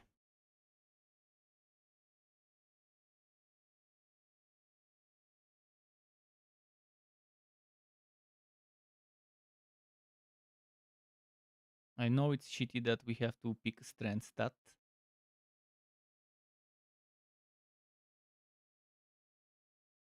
One, two, three, four, five. 1, 2, 3, 4, 5, 6, 7.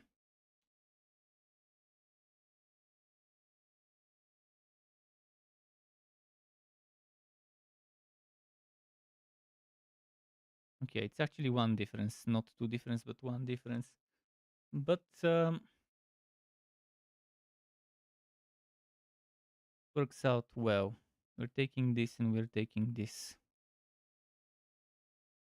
Or actually, you know what? Let's do dex int int.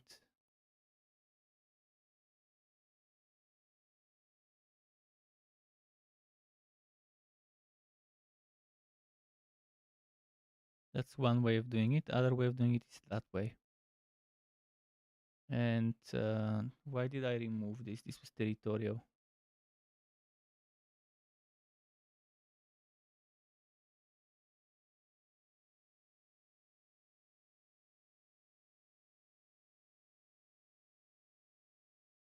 And now, can we get this one? Is it worth it? If we do, it's not really worth it, but someone wants to, they can just remove points. But right now, I think at this point you want to start feeling stuff.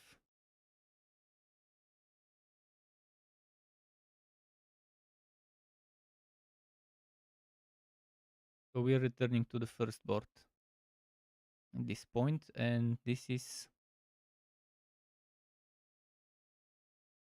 we can take a lot of intelligence here.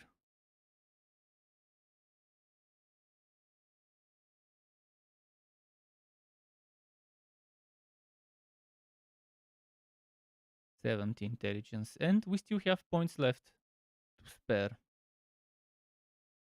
Over here, it's 44 dex. This is maxed out. Maybe some resistances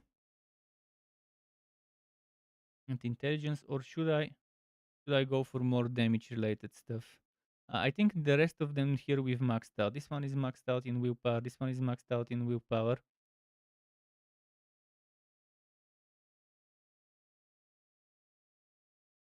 By this point, we have 20 more points left. So not sure if it's worth it for Wither, but for Bloodbath it might be worth it because we're taking good stuff on the way. Especially this one, regular damage here. So if we go,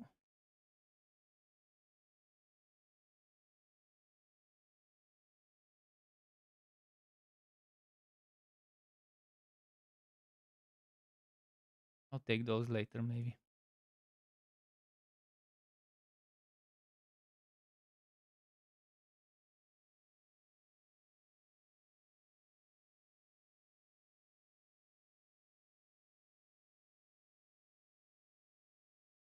We can't reach this, but we can reach that one.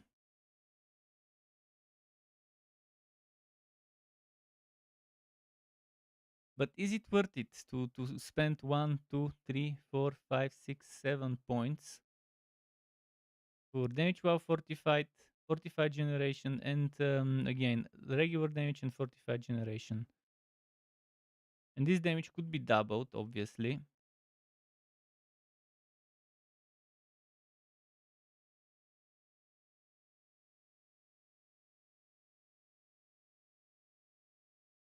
Not sure if it's really worth it.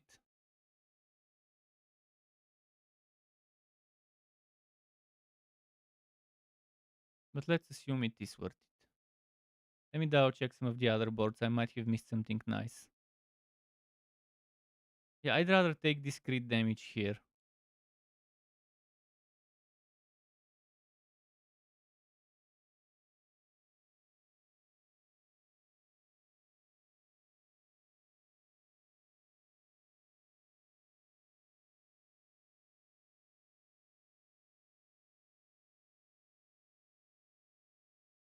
What else do we have that I can take?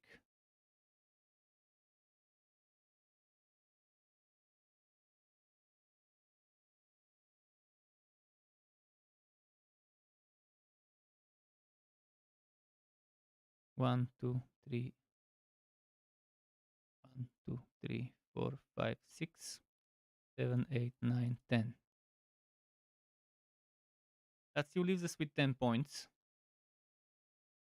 Damage to injured. I say yes, it's worth it. 1, 2, 3, 4, 5, 6, 7, 8. Now you have 2 points. Might as well take that maybe fortified damage. Or maybe take this 10 intelligence and resistance to all elements. It's either this or it's the 2 fortified damages over here. Damage 12 fortified. Or this healing and yeah, I think that's it.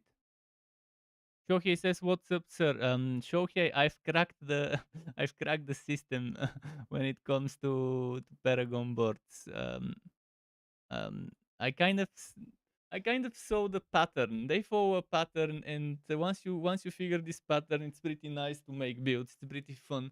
It takes a while, but it's pretty fun because if you look at if you look at this document I'm gonna share now, you see every Paragon board follows a rule, a set of rules, and once you figure those rules are, it's pretty good.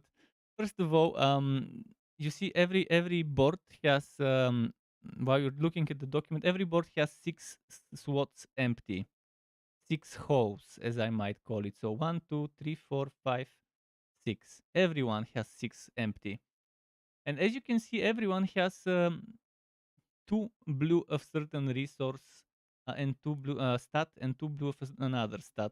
And in general, if you look here, this is, for example, the starting board for the Necro.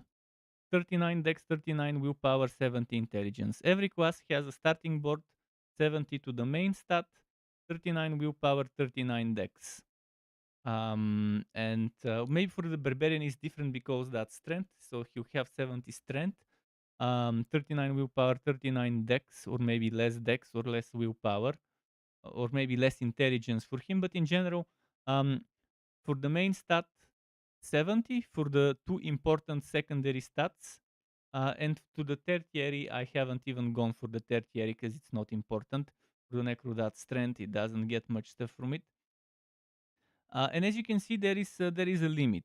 Like if you have 54 willpower, that means less intelligence or less strength. If you have 75 int, it means that one of those, because there's a limit, there's the exact same number of slots, and since there is a pattern, if one thing is higher, then the other things are lower. So you're looking for those nodes. You see how those nodes, each of them gives you, like this one, darkness, that we've selected. Like darkness, for example, for every 5 willpower you get increased shadow damage. So obviously darkness, I would want to put it here with 54 willpower, here with 54 willpower, or here with 49 willpower. One of those two would be good for it. So pretty much what you first you decide the boards you want. Decide on the boards you want, and keep in mind that with some boards you might not actually get the legendary, because legendary is not as useful as the socketed bonuses in some cases. So again, for darkness, this is it. Darkness gives you this bonus for every 5 willpower. It gives you 9.6 shadow damage, and then Scourge, 9.6 shadow damage over time. Undaunted, damage while fortified. Imbiber, damage while healthy. Control, for example, to the Necro gives you 14.4% damage to crowd controlled. And I have 2 boards where this would fit, which would be the starting or the Flesh Eater. And I decided, because Flesh Eater has a huge amount of dex, that means I can sacrifice 14.4 damage to crowd controlled potential, and get 19.2 more crit damage with core skills, because essence is my dex one, and I put essence on the Flesh Eater because I decided I want those boards. Actually, this one got replaced. But Begets But eventually got replaced by But. But yeah, I picked my boards I chart it out to see which one gives me how much willpower, how much int, how much dex, and then I decided which sockets I want, and from those sockets I shortlisted it even further, by selecting what goes where. I put this one here. And eventually I decided, okay, fuck but begets but. I'm not gonna get that one. I replaced it with but, which is a dex board, and I put territorial in it. So this build is right now is done. I'll be doing another build now, and it would be a druid build. And it will be the storm ward. This one was the dark ward. The dark ward in terms of paragons is done. In terms of items, it's done. Um, so tomorrow, this is the build I'll be making as a video. I just need to fill out the gems. The gems I need to fill out. I need to um, replace the text here and here. I need to put the skills here and populate it because that's the Mistplosion skill. So I have to replace the skills. But I've got the aspects. I've got all the other stuff here. Let me just save this before I forget. But yeah, I kind of figured out those patterns, and it makes making builds a longer process, but overall a more rounded up build, ends up becoming the eliminating the mistakes, eliminating the chance of making mistakes. So as long as people learn this, and I'll teach them through a video later this thing.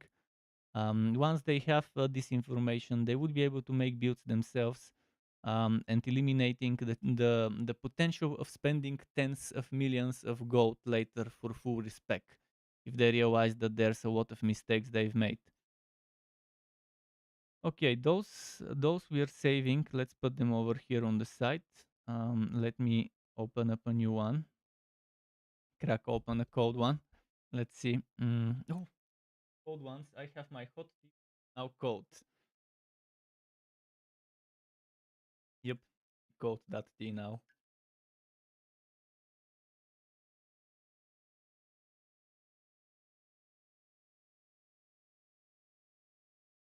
Okay. Um, Let me copy paste my doc build. Duplicate.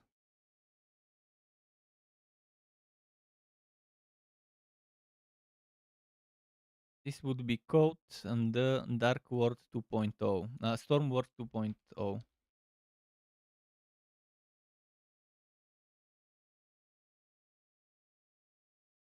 How's it going with you, Shohei, by the way? Must be morning there, and you're probably waking up 6 in the morning or something.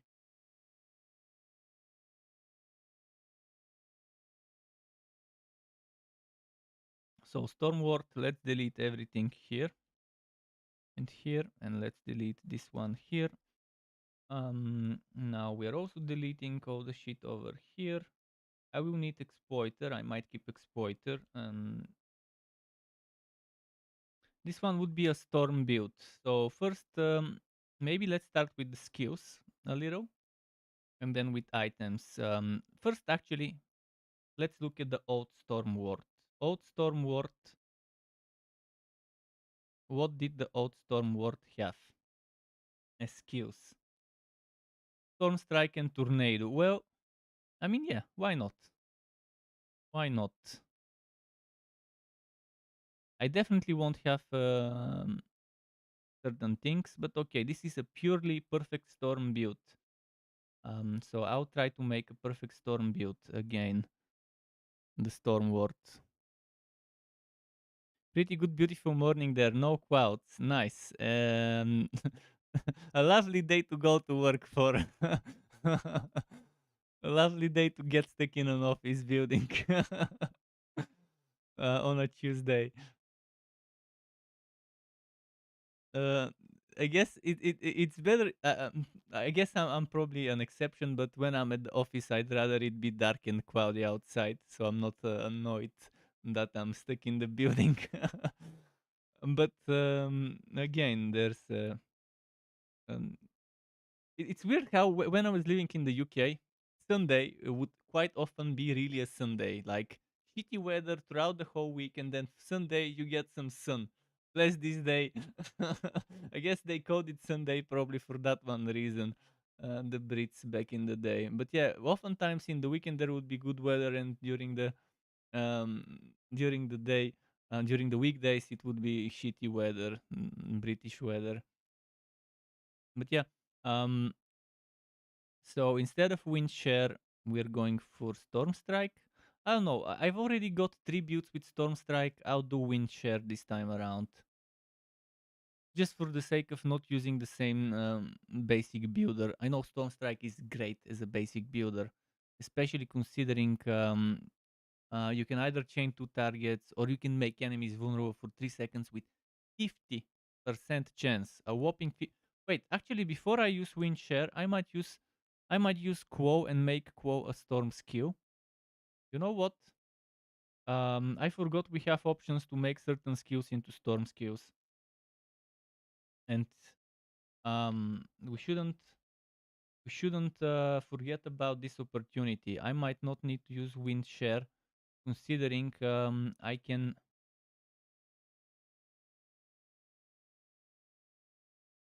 make all my werewolf skills be storm skills.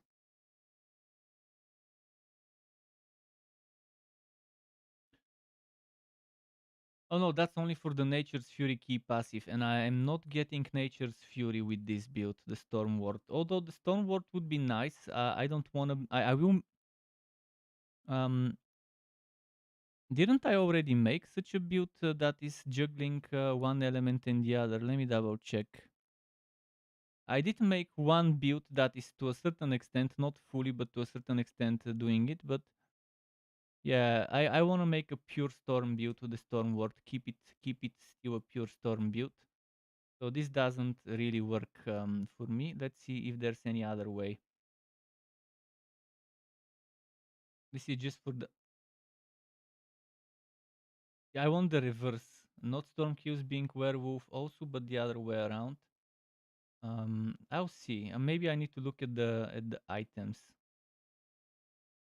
Let's look at the unique items, and maybe from there I can find something useful. Quo, this is it. Quo is now a storm skill and also casts Storm Strike at 120-150% normal damage and 4 ranks of Quo. And on top of that, this might be a basic, basic skill bonus damage build. It will be perfect to make this my first mate build for basic skill damage, because building around Quo and Quo being a storm skill, I think it's perfect. It's fun. It's gonna be fun. The one downside is this is a two-handed weapon, which means one less aspect. I think what they need to do for sorcerer, necro, and druid to balance things out, because you see, barbarian has extra aspects because he has the two-handed weapons all the time and taking the bonuses from them. The rogue has one two-handed weapon on top of that, so not as much as the barbarian, but again, all the time you're getting the bonuses. So what they need to make for druid, necro, and sorcerer, they need to let you put two aspects on a two-handed weapon for those classes only. If you're a druid, if you're a sorc, if you're a necro, they need to make something, or they need to let you equip a two-handed weapon and just let you switch between them. The same way it happens with a rogue or barbarian. Because right now I feel I'm fucked when I use a two-handed weapon. I'm losing an extra aspect. I'm losing stats, and the one-handed weapons are not strong enough to make up for it. I mean, the two-handed weapons are not strong enough to make up for losing one-handed and off-hand. So they should either boost a lot the bonuses you get from two-handed weapons, and let them roll with two legendary aspects on them, for those classes only. But again, if they do it for those classes only, it's gonna break a lot of things. They need to figure out a way, because right now, I feel using two-handed weapons is the biggest waste of time unless you're a rogue or a barbarian, and stats. But okay, I will make this build with the with the stuff.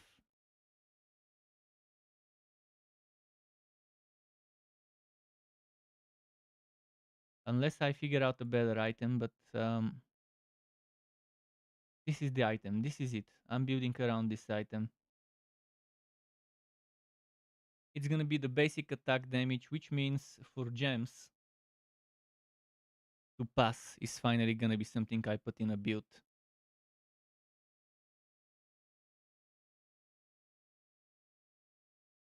Oh shit. Ah fuck. I hate it when this is buggy. Come on Google, you have billions and billions of money and you can't fix a stupid bug. You see I'm copy pasting. This is what it looks like here. You see how the color is. Look how it ended up getting copied. Look where the white is.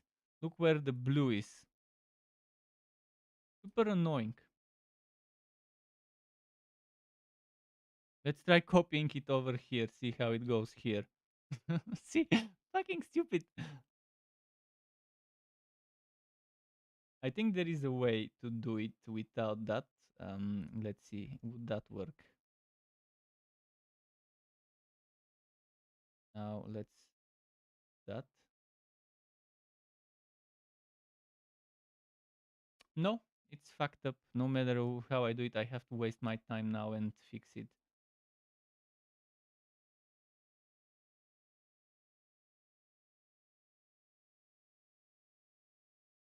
It fucked up the boating as well. Now I have to boat the right stuff.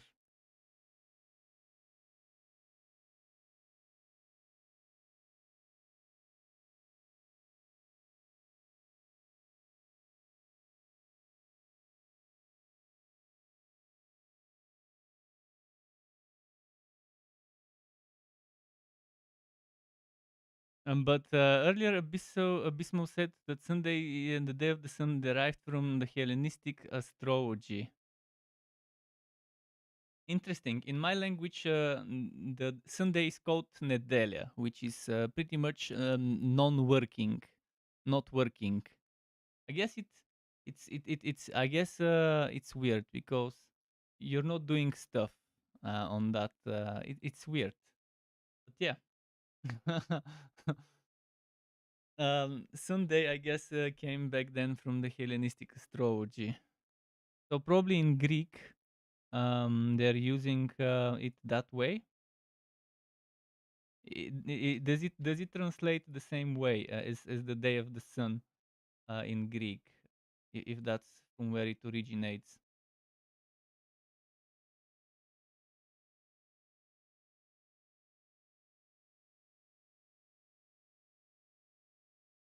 Okay, enough of this.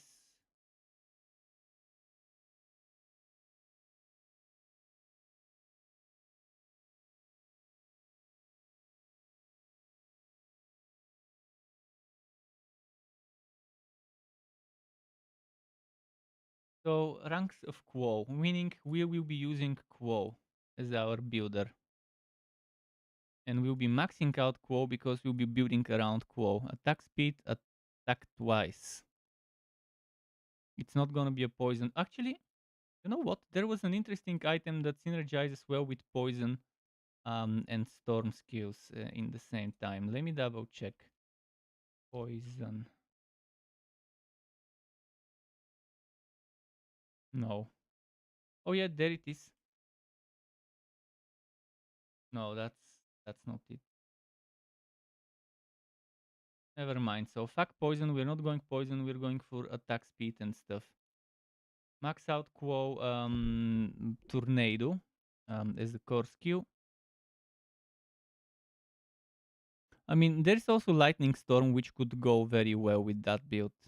But Tornado, you leave it be, and it remains there while you're focusing on Quo. And Tornado doesn't seem to be worth it to put more points into. From 35 damage, it goes to 49. Which, percentage-wise, the amount of percent increase you get from 35 to 49, it's big. You get almost half the damage on top of it.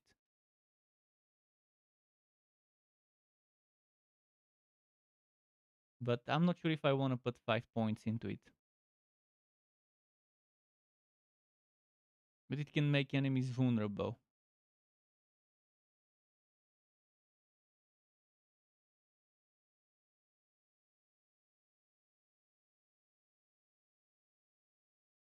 This one you have to channel, so it won't work well with the quo setup.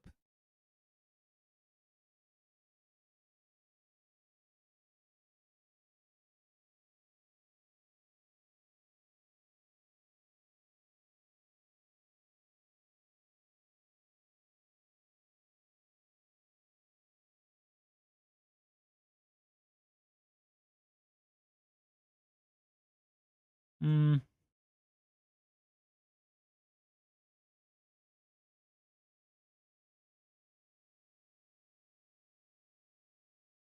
more vulnerable. You're not taking companions.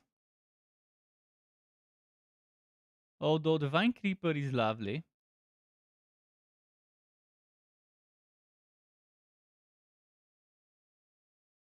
Because, I mean, 20% crit chance against enemies strangled by Vine Keeper. I'll see if I have room for it. If I have room for it, I could add Vine Creeper just for that. But this is only to enemies strangled by it, and Strangle is the active skill. And it only works for 2 seconds. It lasts for 2 seconds. So this only is during that Strangle. It's not for the passive, but for the active poisoning effect of Vine Creeper.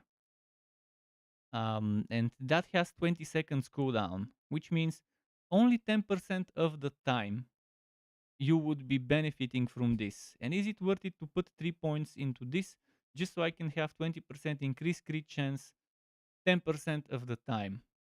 Shohei is going to work. Okay, sayonara to you. Thanks again for stopping by and for all the support and watching my content as well. Until next time to you. Definitely gonna see me on the beta stream, on the server slam stream. Hurricane, I'm a big fan of Hurricane. Not sure I wanna max it out. For now, let's just put 1 point.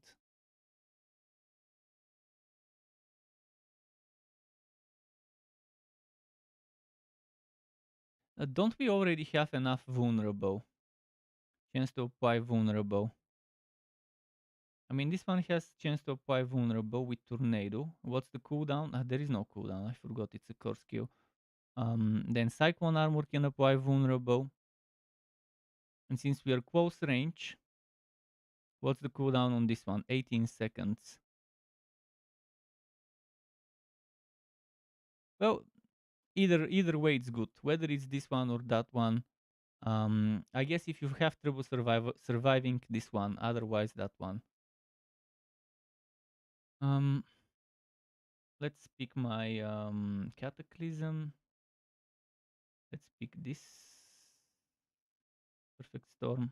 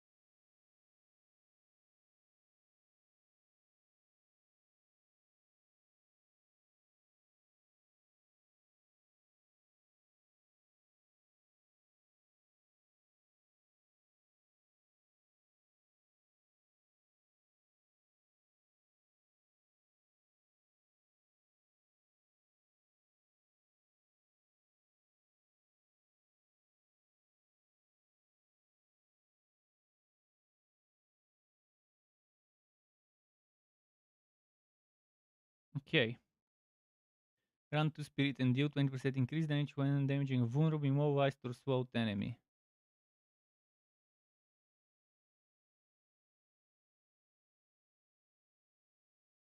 2 seconds should be enough here.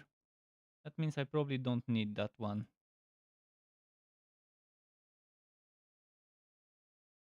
I like 1 point here always.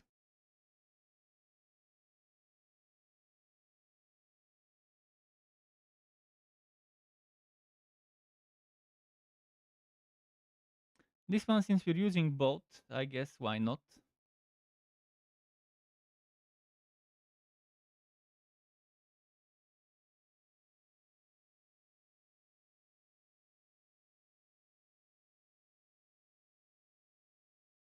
So let's check our skill count. 1, 2, 3, 4, 5, 6. Okay, no room for other skills.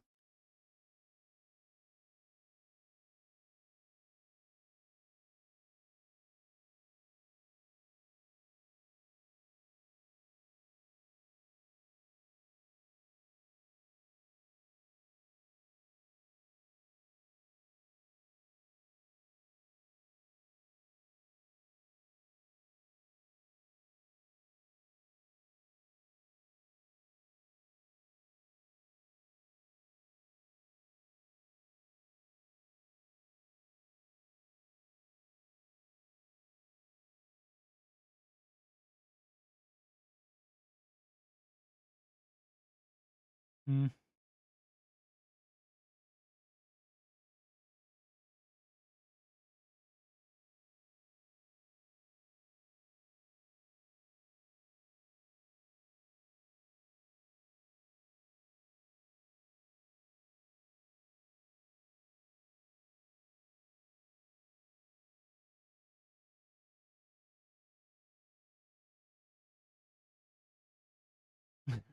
Squeezing points from various places.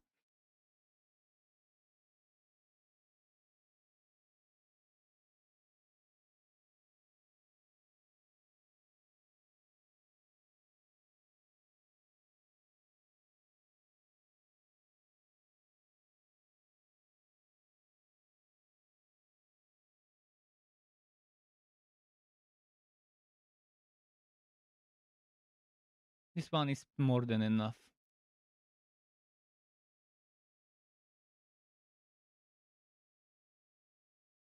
Since it's a basic attack centric build,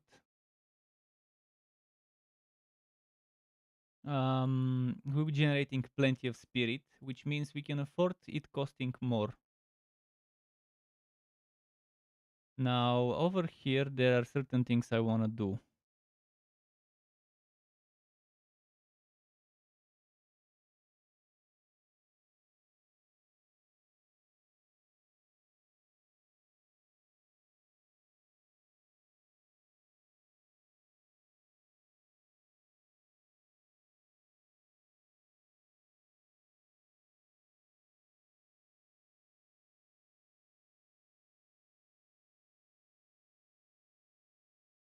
This or this one.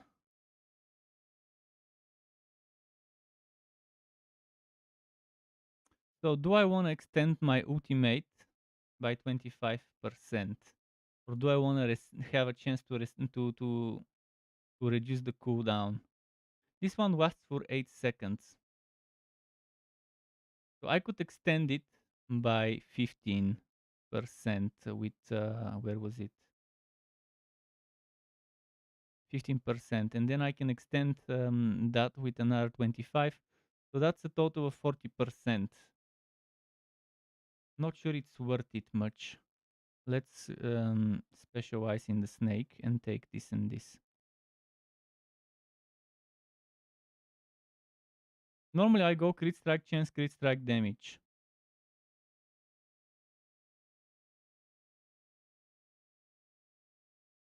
Let's say I don't take this and I still go crit strike chance and crit strike damage.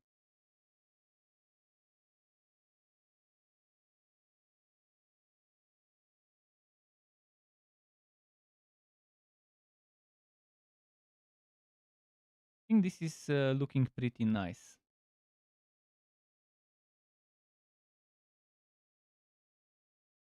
Unique item, I already selected this weapon. What was the name of the weapon I selected? Great Staff of the Chrome, was it?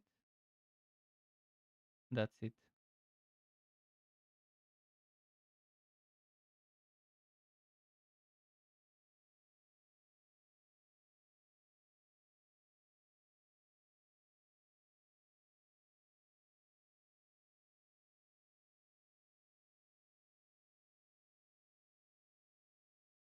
It's a basic attack skills, basic skills stuff build. So for now, I have those shortlisted. I might take all of them, I might take some of them. We'll see. Right now, it's all about deciding my items. Which starts now. Let's decide. First, let's look at the stuff. What how I definitely want this one. I always take it, and it's an amazing skill.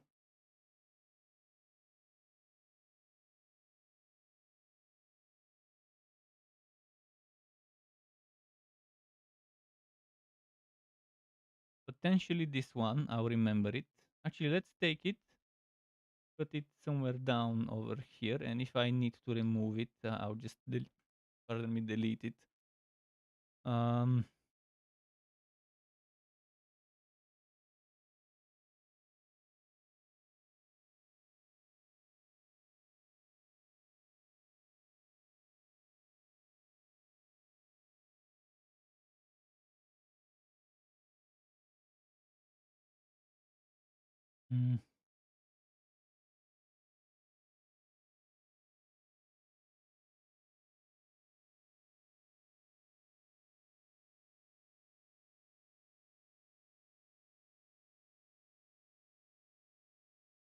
mm, what the hell?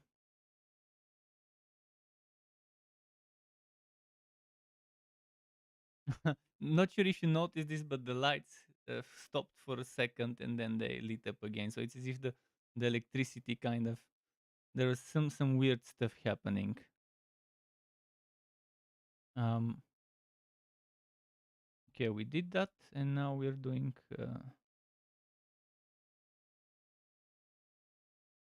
that.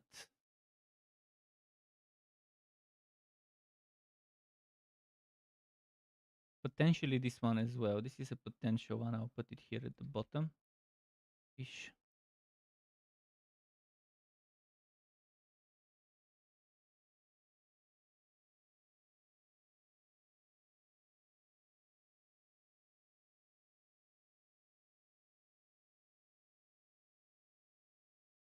Base storm skills are also werewolf skills, which means this would give them extra levels.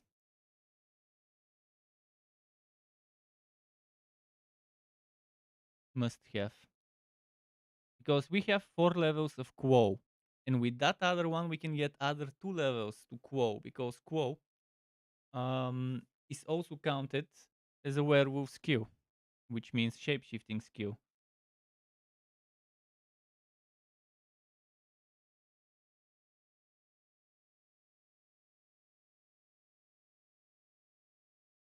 And which means that +2 to shapeshifting skills while Hurricane is active full force.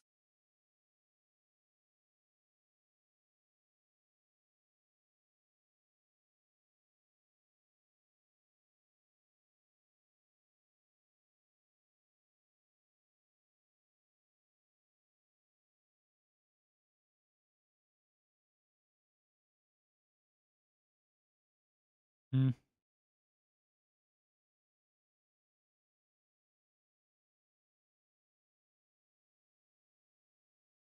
This one's good because it's gonna help your allies.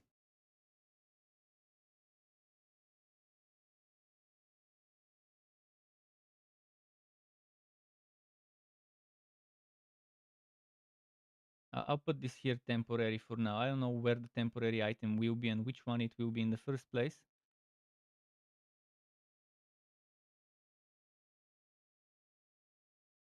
Um,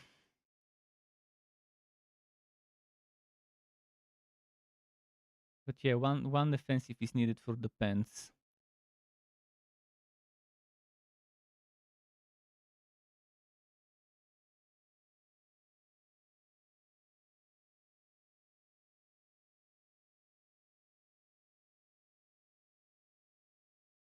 This one can work very well because you will be shapeshifted into a werewolf form when you're spamming your damage skill, your basic attack skill. And considering that you get some other stuff that gives you a damage reduction while using basic skills, like this one, it is definitely a good thing you can stack. So let's say if I were to remove this one, It doesn't say how much physical damage reduction. Let me see if the calculator says it. Iconic force.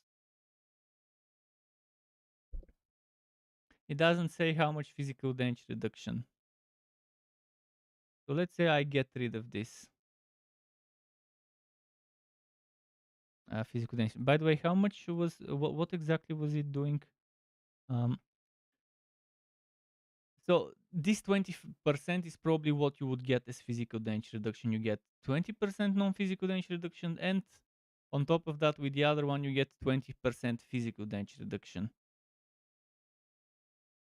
I could take this, or I could take the 15%. But the 15% is damage reduction. Does that mean all of it, physical and non-physical? What's the duration of Psych 1 armor? Duration. Oh, it's permanent. This is the passive bonus. This is the passive bonus for it. So it's not worth removing it. I mean, alternately, I would have stacked this with might. But no, what I just need to get is rapid aspect. This is a must-have for that build.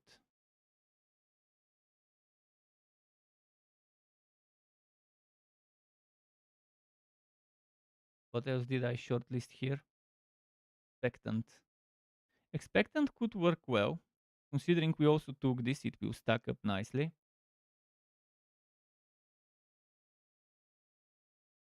Might, I'm not sure I want to take might. We already have plenty of stuff, but it's doable. I do have room for one more thing. Actually, I don't. You know what? I don't, because I'm using a two-handed weapon. But I should add one more thing until the two-handed drops. So let's start putting stuff in places.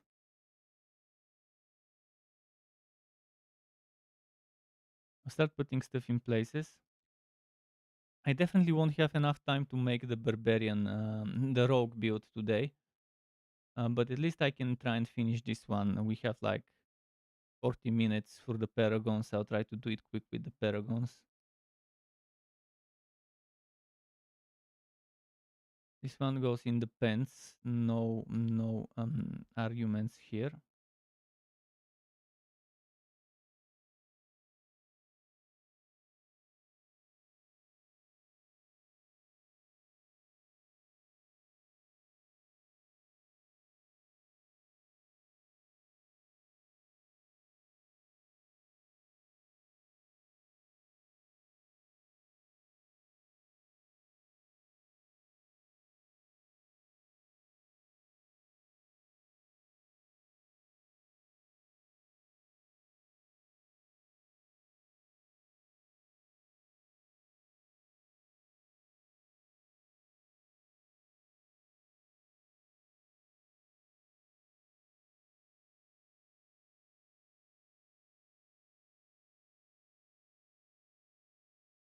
Let's do it that way. So I'll decide what would be the temporary stuff in all of those.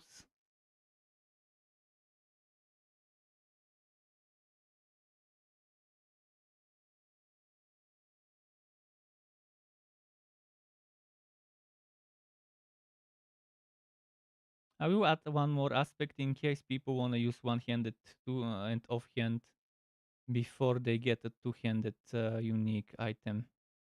This one is not gonna be here. This one.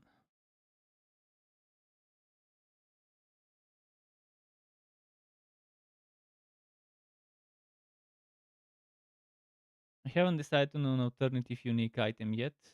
I'll decide it later. So exploiter aspect, this one potentially amulet. So let's actually put this one elsewhere.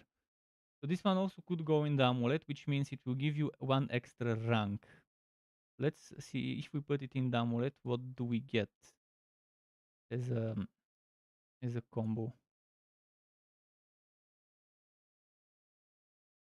And let's say we put this in the boots. We're not using mobility. This one is another thing that could go well in the amulet if there is no room for it elsewhere.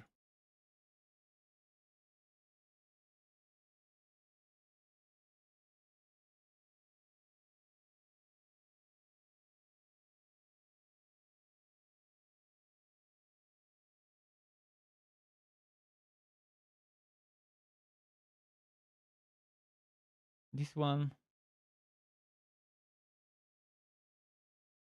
would give you a lot of... This can be 66 attack speed if you use it on a two-handed.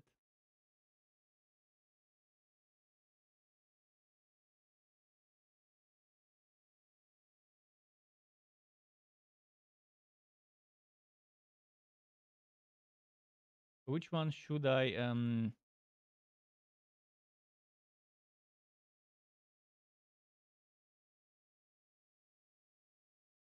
which one should we sacrifice? Also, this one is fucked up. I need to redo it.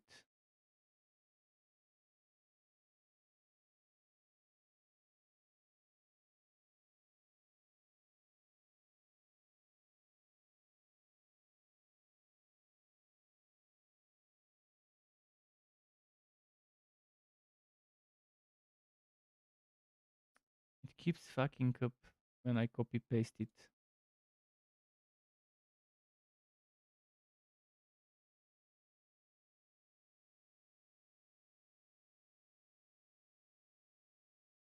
Why does it keep fucking up? Man, fucking Google Books. They're so annoying.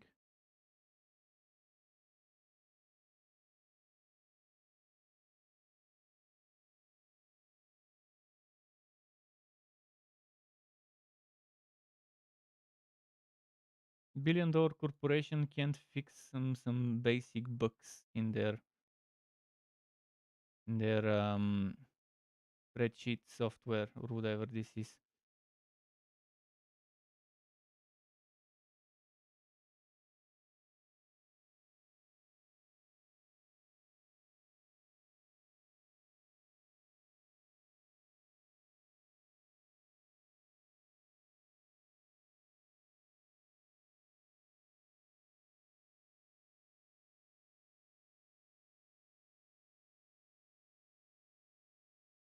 And from where did that empty space come? Okay, lightning damage.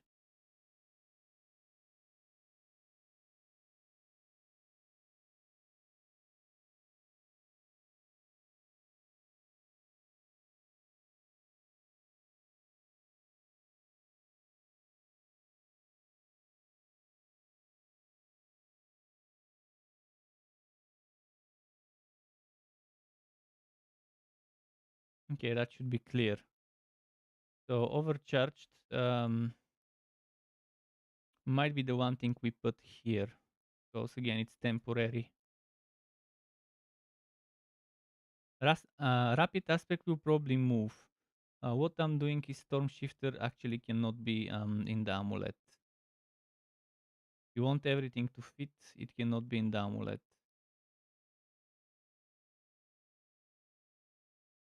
So in the amulet, we'll put something else.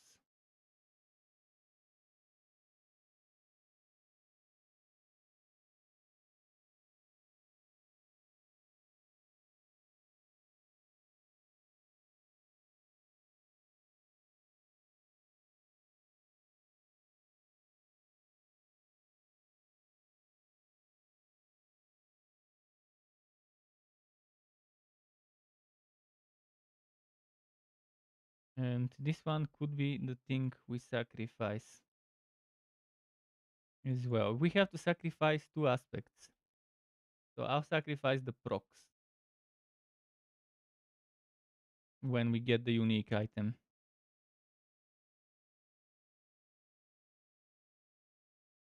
Now we just have one more room for defensive or utility as I know.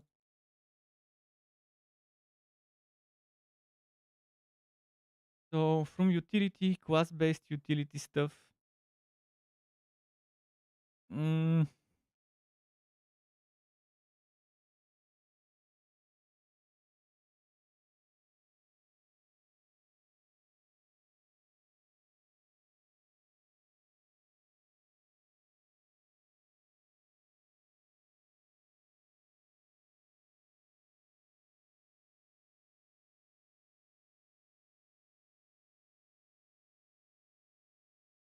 Defensive. I'll probably add another defensive. Probably that one with the damage reduction. How much is the might? Might was for 4 seconds, was it? Might 4 seconds. I think this one is better. For a basic attack build, it's just a good fit. It's a lovely fit for a basic attack setup. Oh, wrong. One goes here. One goes here. Goes here.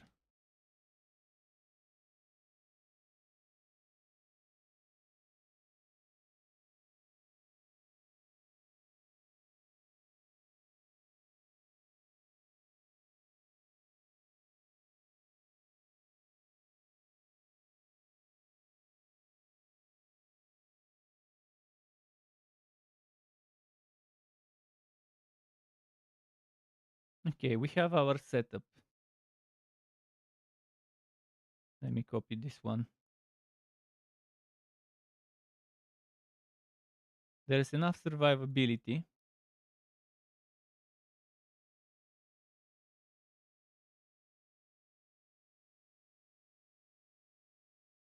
And what I could do is I could keep rapid here. Or I could keep rapid here. And when the two-handed drops, I could just move rapid there and sacrifice this one.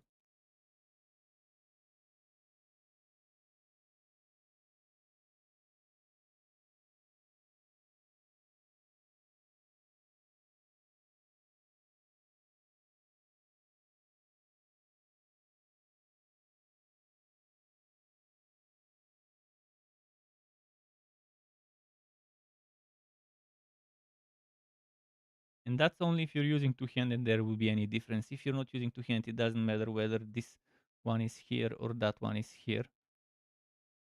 But if you use two-handed from the get-go, then that's different. This will get up to 66% attack speed instead of 33. And since you're a basic build, the basic bitch build, in fact, it fits because wolves, dogs, bitches, basic attacks, which is a quo is a werewolf, um, werewolf ability, and that also counts as a storm, thanks to the item. The thing is, until you get this item, you won't be using storms. You won't be using quo. I'll have to mention this when I'm making the build 2 days from now. And until you get that item, instead of using quo, you have to use storm strike or wind share. It doesn't matter as long as it's storm.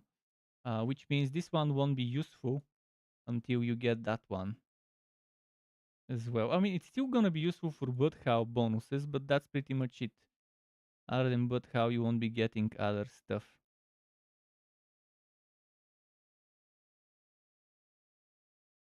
But okay, and this is sorted. I'll populate the items later. I don't have time to do that now. It's already midnight, so um, I know this one will be 70 willpower, and I know it will be 39 dex, 39 int. I will still select all the stuff. Don't care about this. We don't care about this for now.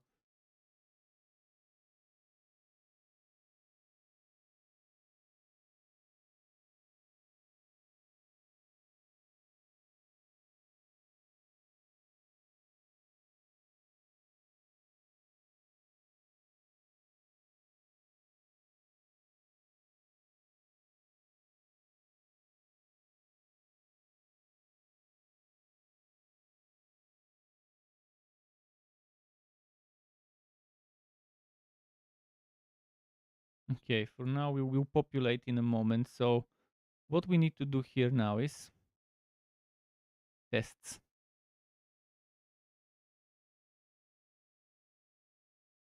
39 int. Wait, only 39. Ah, yeah, int is not the main thing. Int is the secondary. So Starting is still starting, except int will be 39 because willpower is the main.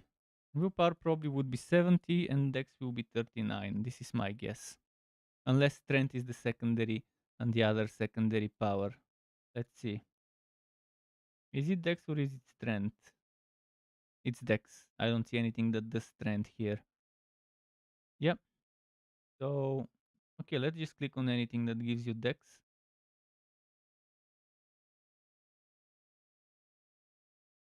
And so it should be 39. And this is how starting boards are. Okay, cancel here. Let's decide on the other boards I want for this setup.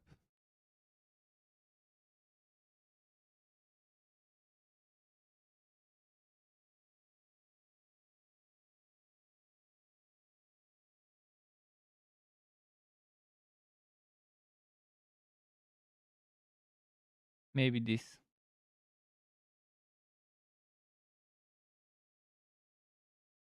Definitely this.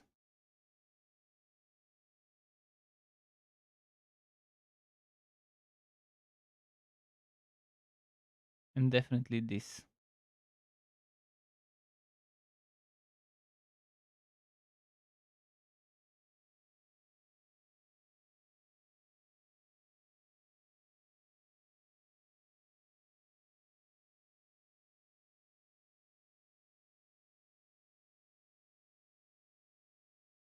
Thirty-nine intelligence. What's the name of this one? Thunderstruck. This is my board.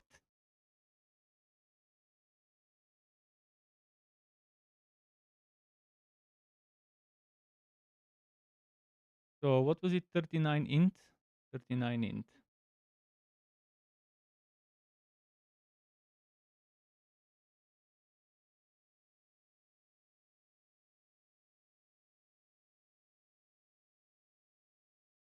Seventy willpower.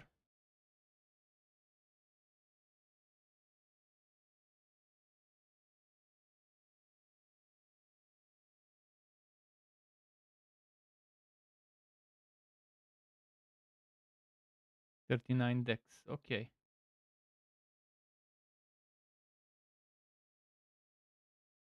So another good for willpower bonuses. Okay, which one was the other one I liked? Was it that one? No, it's that one here, the werewolf.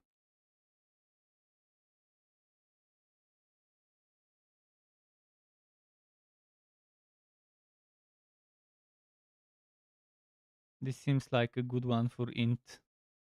I think this would have like 54 or 44 int. 54 int, yeah. Just from the looks of it, I could tell.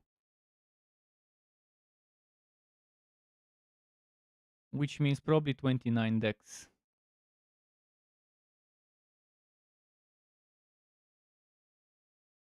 34 dex. Okay, not so bad. Just a moment, my pet here wants some food. I'm gonna give him some. Wait, Sky, wait.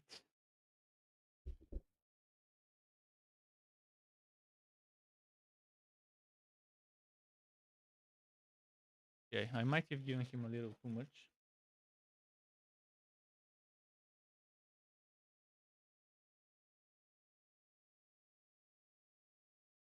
Science. So yeah, this was 34 dex, and what does that leave us with?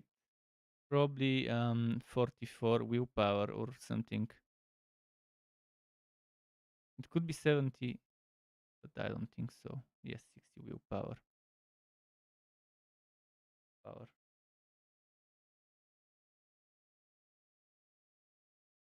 And this is code. This is code. The West for Carnage.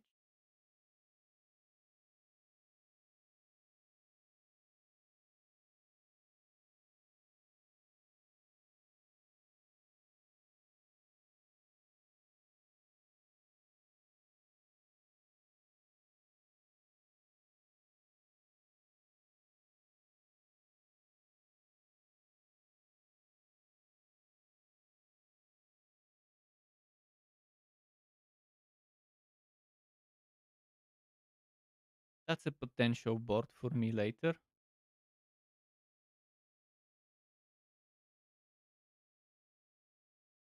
This one is a potential board as well.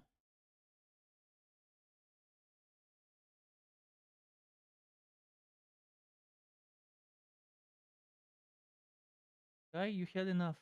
Stop asking. He's asking for food. Even though he had a pretty big chunk of food.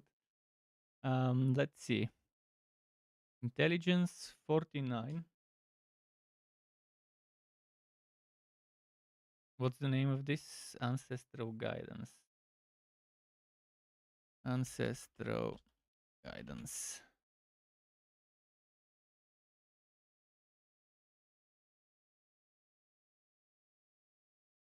And it was 49 intelligence.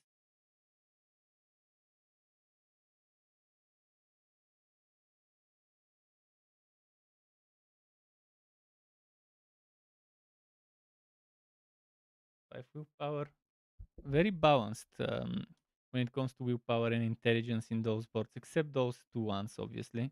But this one and this one, um, not so bad.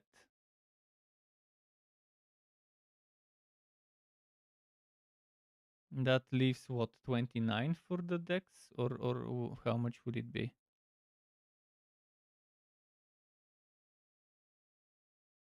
Give me something with dex.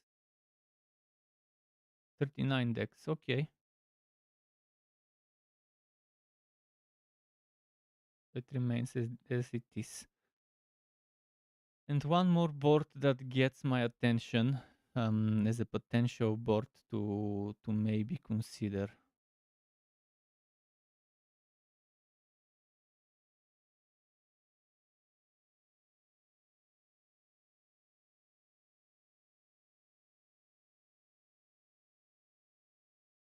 No, stop, go away.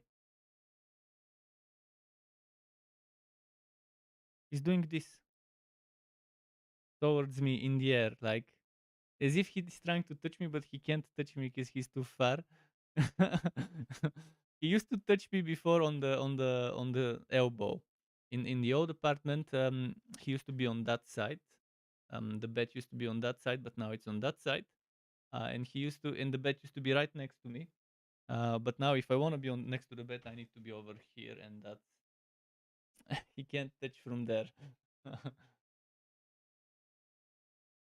So he's used to doing that now, and now he just does the gesture instead of the actual tapping for food.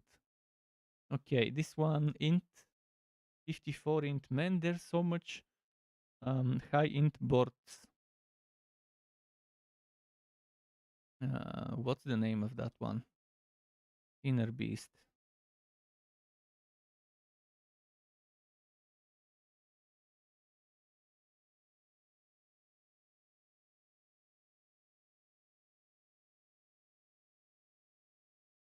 55 willpower. Oh, this is the most balanced it gets for both of them.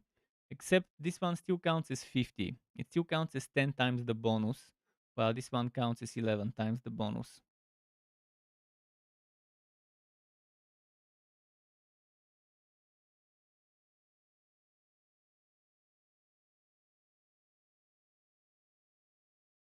Thirty-four dex.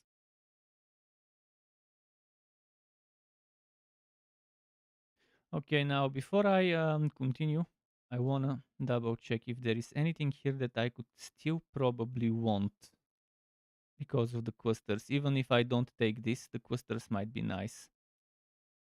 This one is good because nature skill damage. Again, we'll be converting Quo into a storm skill, so it will benefit from nature skill damage. Their damage to elites, which is good. Core skill damage. Spirit stuff. Not sure if we want the spirit as much, although we want that for this bonus. We can spam a bunch of tornadoes and then keep doing basic attacks. Spam a bunch of tornadoes, keep doing basic attacks. The tornadoes would be the support damage, the basic attacks will be the most of the damage sources. And again, we have sockets for basic attack skill damage, and that's what we'll be using a lot of the time. This one was damage to poisoned, definitely not for my build. Just paying attention to them, because even if I don't take the legendary because it's not needed, I might want some of the bonuses around the cluster. Doesn't seem like I do. So yeah, that's our board. We have 1, 2, 3, 4, 5 boards. The next step is deciding the sockets, and then after that it will be deciding which socket goes where. And I'm looking only for every X stat purchased within Rage. You do blah blah blah. I'm not looking at the other ones because I just don't like them. It's one way of doing things. If you go the way I do it, you have less boards, and you spend more points in taking all those bonuses, or you can take more boards and focus on taking clusters around those boards, and taking more legendary powers, but then you have less gains from the cluster. I'm maximizing the gains from the cluster, rather than and from the basic stats rather than the rest of them, because the ones that boost the blue ones, sure, 5% becomes 17, which is good. Okay. Um, and you can get that 2 3 times sometimes, 3 times in one blue and then on the other side for the other ones, but still I don't like that. So let's write down the stuff that we need.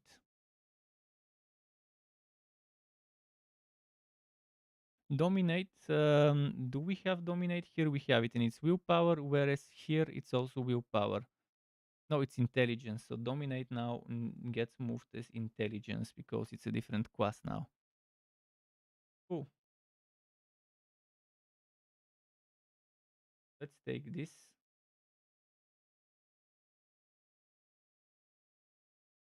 And put dominate as an intelligence.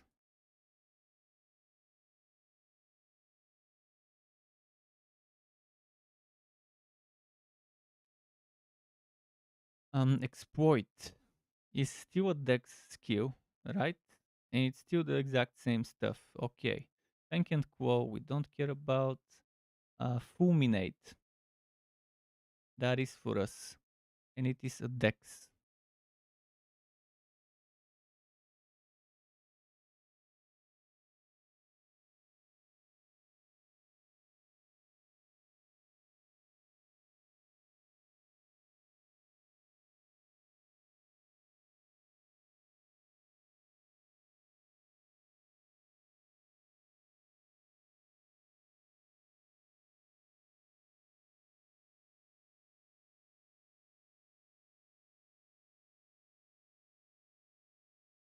Lightning damage. Guzwer. I'm gonna shut up because I was gonna say something annoying. For every 5 intelligence purchased within range, increase damage while healthy. Isn't that Imbiber? It's the same as Imbiber. That's pretty much Imbiber, just it's called Guzwer here for whatever reason. And instead of willpower, it's intelligence here. So just gets put here. Gizzle me this, gizzle me that. Let's add the Guzwer. Guzwer, okay. Human, for every 5 willpower damage while in human form, most of the time will be spent in werewolf form. This would be good early on, where where you will be spamming storm skills. But the moment you switch to converting Quo into a storm skill and using actually Quo, you'll be in werewolf form a lot of the time. So I'll probably skip this one, or I can write it down. I can just write human. Is it willpower? It is.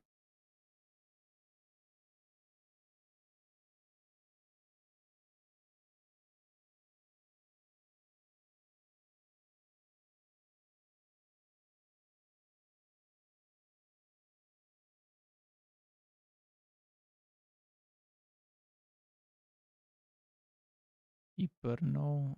Outmatch, no. No, no, spirit.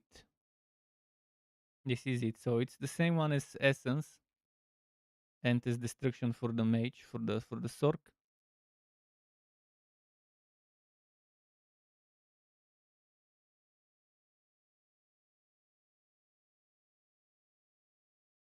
It's a dex one again. Good. Territorio is the same and it is dex 12.797. Okay. Tracker. We don't care about that. Undaunted. This one. Damage while fortified, but instead of willpower, it's intelligence this time around.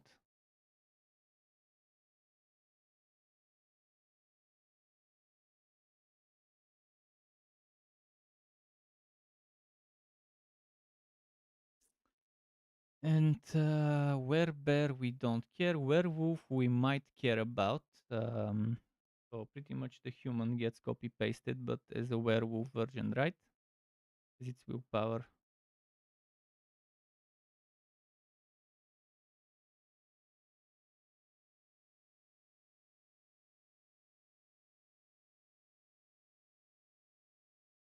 And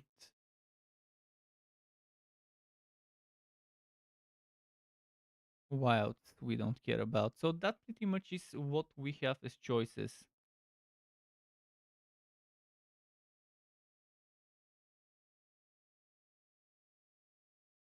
And we have 1, 2, 3, 4, 5 boards.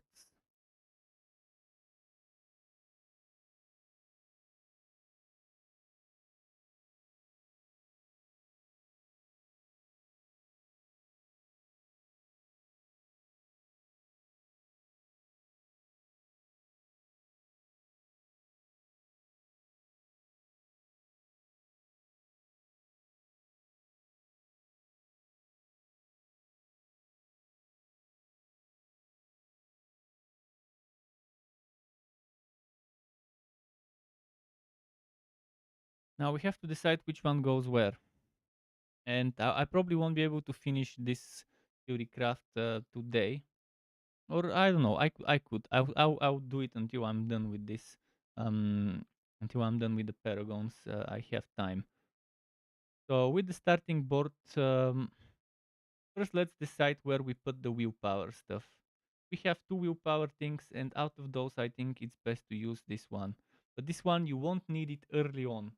You won't need it as early as the starting board. So this probably would go with the Thunderstruck. Again, this werewolf form thing you only need after you get the unique item. Otherwise, human. So it's tough to decide. Okay, let's decide on the dex. 39 dex, 39 dex, 39 dex. And then this one is our highest int and this one is our highest int. So if we go willpower, we want it to be in one of those two. Both of them have the lowest dex. So obviously we don't want those to be dex boards. We want them to be ideally int. And from int we want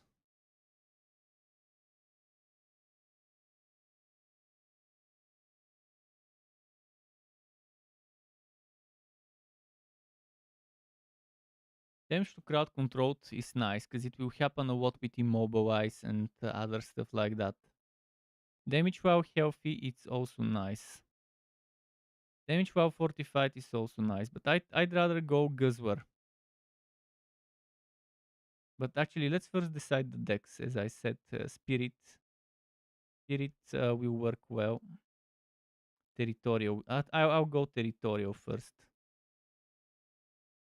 So territorial and spirit. In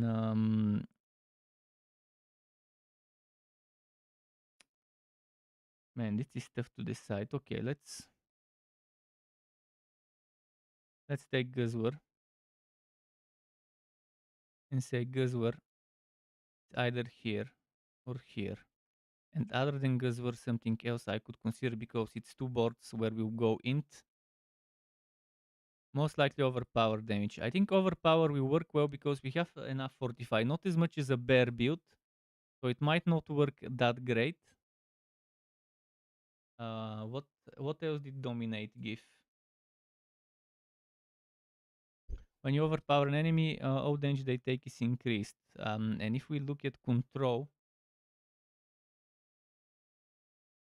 where was control?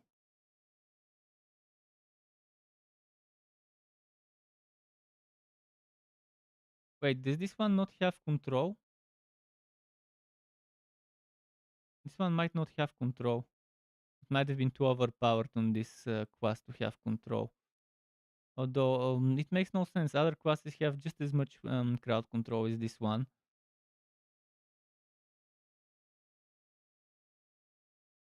But yeah, there is no damage to crowd control. Okay, so control it needs to be removed because it's confusing me.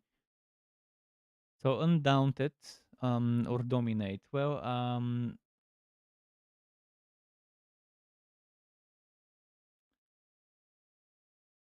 tough choice. Dominate will only happen when we overpower. While we are fortified,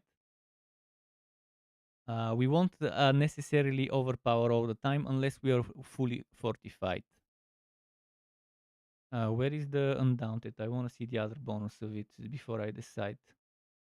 Undaunted, undaunted. 12 danger reduction, the more fortify you have, up to 12. I think we have plenty of danger reduction as is. So I'll take dominate for this one probably.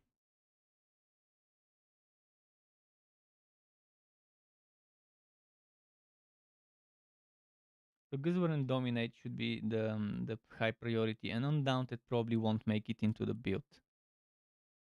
Next, we look at the willpower or at the dex. In either case, we have 70-70 willpower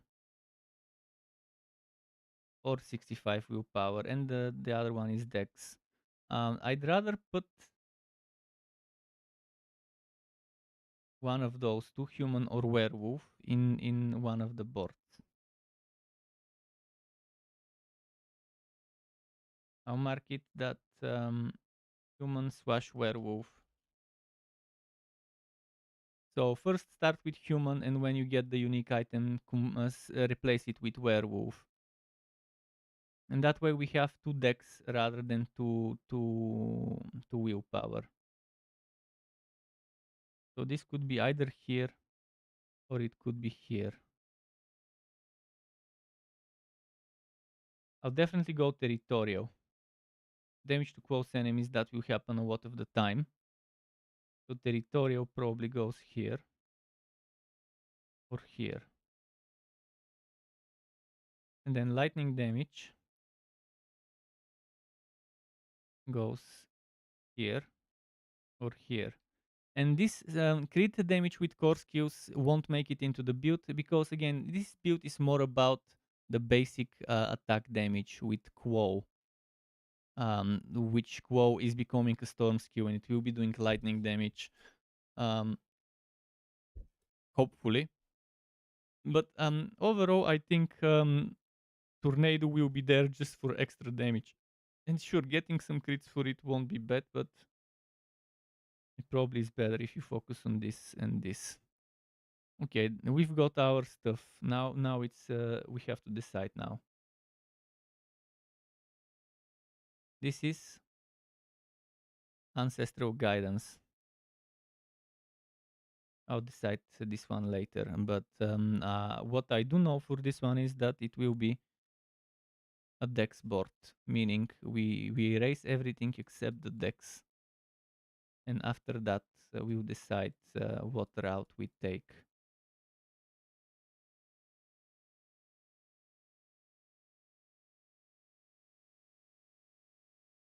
Wait, that's all the decks? 1, 2, 3, 4, so 20, 5, and 14. Oh yeah, it is. Okay, that's good. Um, This one was Inner Beast. Inner Beast was another board, and this one was Guzwer. Guzwer was int. This is an int board. Remove everything except the intelligence. And after that, we'll decide how we reach that intelligence. Once we attach it, once we reach the place where we attach it. Starting board, I made it a willpower board, right? Yeah.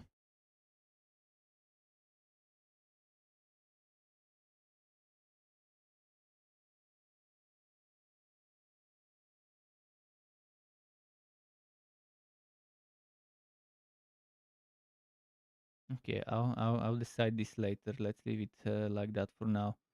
This one is West for Carnage. West for Carnage was a intelligence board.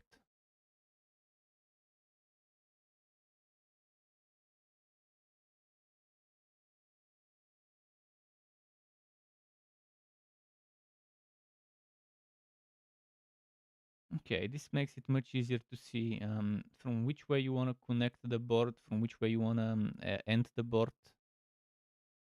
That's why I'm doing this as a preparation. And this one is the other board called Thunderstruck, which was Territorial Fulminate. Those were decks, right? Yeah, decks board.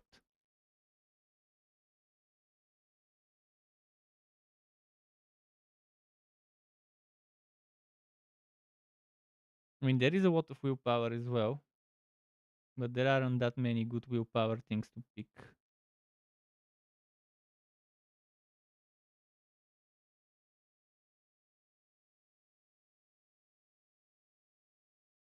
Okay, this puts things into perspective. Let's start now. Now the real fun begins. Now that I know what goes where. Going for the damage, obviously, willpower, willpower, willpower, willpower. Willpower is the main resource, the primary resource of the class. Now we're taking this route. We want to be close to the willpower, so later we can feel, even if we don't take all of it now. Taking this, and we set human or werewolf. You would start with human, eventually we will have werewolf. That's why I will put werewolf here, but when I make the video in 2 days from now, I will mention put human. Once you get the unique item, change it for werewolf. Don't level up human too much, because you would probably beat yourself up, and rather level up the glyph of werewolf in preparation for the unique. But obviously level up the other glyphs for the other boards until you get the unique, would be the better choice. This one we don't need yet, and this one we don't need yet. We only want 40. So for now, this should be more than enough.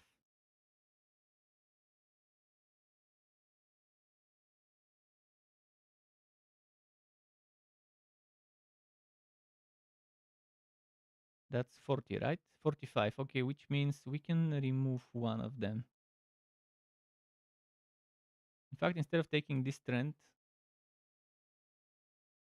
we can take this dex. I think this is better instead of the strength taking the dex. And over here, and we're close to that willpower. We're close to this one as well.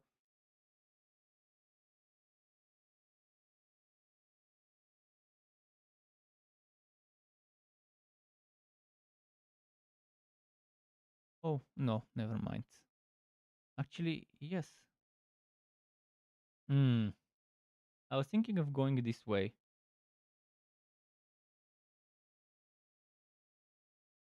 So you take this, but instead of taking the strength, you're taking this detour there. You're taking the willpower on the way, taking the damage. And that way you're saving one strength, replacing one strength with dex, and dex would be more useful for us than strength. Now we have to decide. Probably Thunderstruck will be the first I use, and probably with Territorial, or actually with Fulminate. Although Territorial will be more damage, Fulminate will be lightning.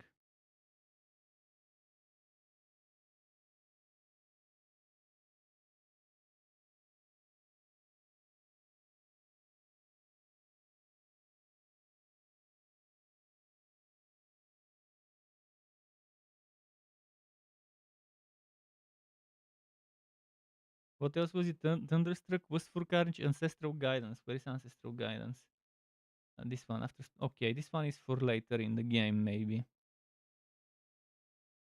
Thunderstruck seems like a good starting point. And see, now it puts things into perspective, letting us know from which way we want to start. Obviously, it's from this way. Now you can do 1, 2, 3, 4, 5. 1, 2, 3, 4, 5 and enter through here. But it's not worth it.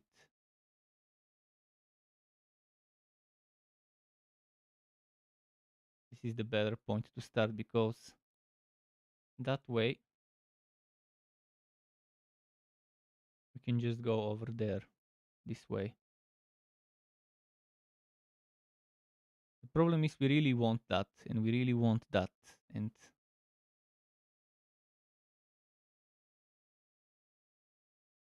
that one we don't want. So basically one is not needed.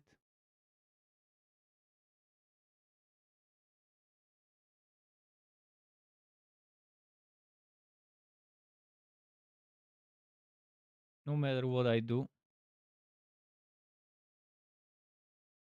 I'll have to do it that way.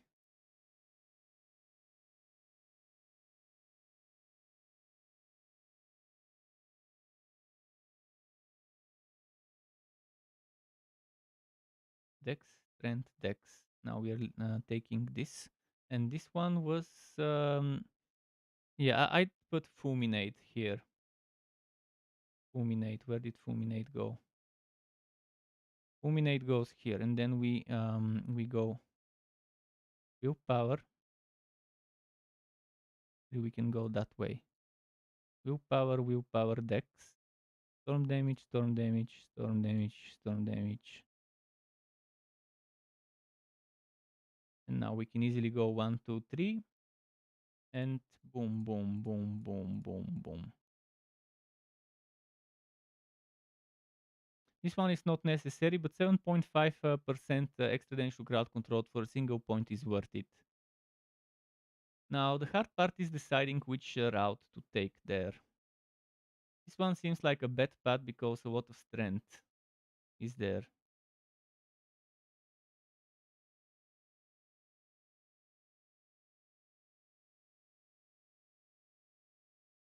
This seems like the best way to reach it. Now, damage to vulnerable and crit strike damage. I think it's good to have those, but maybe later.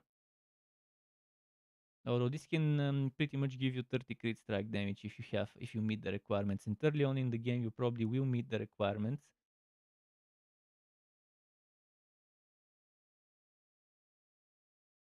Let me double check something. 1, 2, 3, 4, 5, 6. Yeah, that's where we will exit from. So into Dex, I'd rather take some Dex here. And let's just take everything except maybe damage to vulnerable. This one, 5%, it's not gonna make or break us for a single point. We can save it and put it elsewhere. Now, 1, 2, 3, 4, 5, 6. And now comes, we already have Thunderstruck. Now we have to pick West for Carnage, Ancestral Guidance, or Inner Beast. Ancestral Guidance maybe later on, although 30% increased damage is cool. After shapeshifting again, this is for later on. After shapeshifting goes later on when we take the unique item. So it would be one of the last things we do. West for Carnage as well. So the obvious choice would be Ancestral Guidance for the time being. Basic skill damage, we absolutely must get this.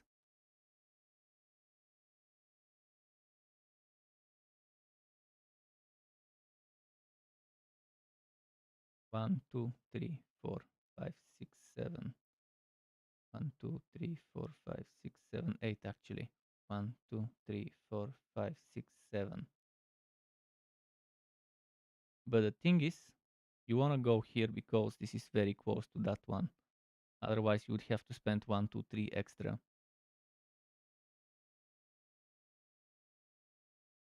Let me check. 1, 2, 3, 4, 5, 6, 7 here. What goes into that one? That one was it Inner Beast?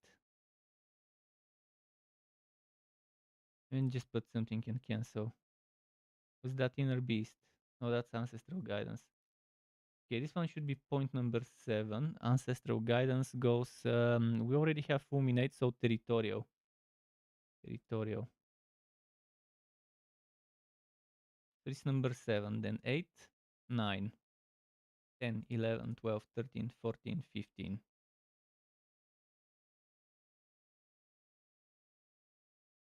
Or 1, 2, 3, 4, 5, 6, 7, 8, 9, 10, 11, 12, 13, 14. It's still 15. Still the same shit, it seems. But this one gives a strength. This one doesn't. Oh, this one gives me 2 strength. This one doesn't give me 2 strength. More willpower and int. So this is the better way to do it. This dexterity probably will have to wait for later. It will probably have to wait because it's not worth spending 1, 2, 3, 4 points just to get 12.7% damage to close enemies. It's just not worth it. But there is core skill damage on the way. But again, the focus is not on core skill damage for this build. It's basic skill damage. So you can come later, pick the core skill damage. If you really need it, you could do it 1, 2, 3, 4. Maybe 5, 6 or something like that. It doesn't matter for now. You wanna get this, and you wanna leave the board. Leaving the board probably through here. Actually, let's leave the board from through there. Let's see, 1, 2, 3, 4, 5, 6, 7, 8, 9. This one would be probably 15. 1, 2, 3, 4, 5, 6, 7, 8, 9, 10, 12, 13, 14, 15. Yes, but you're on the way to this one. Otherwise, it would be. It is the better choice to make here. In fact, yeah, you cannot skip that core skill damage.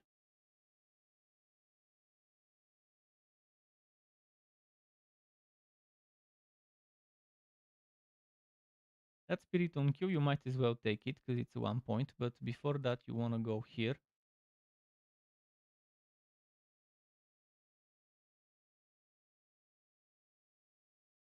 And level 88 now.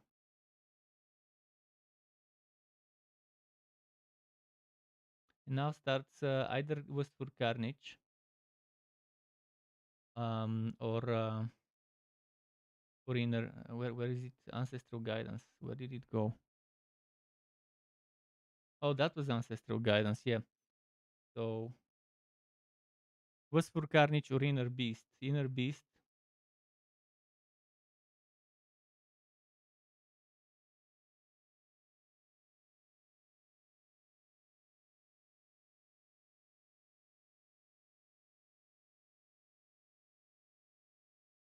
Let's see. Which one gives us better bonuses?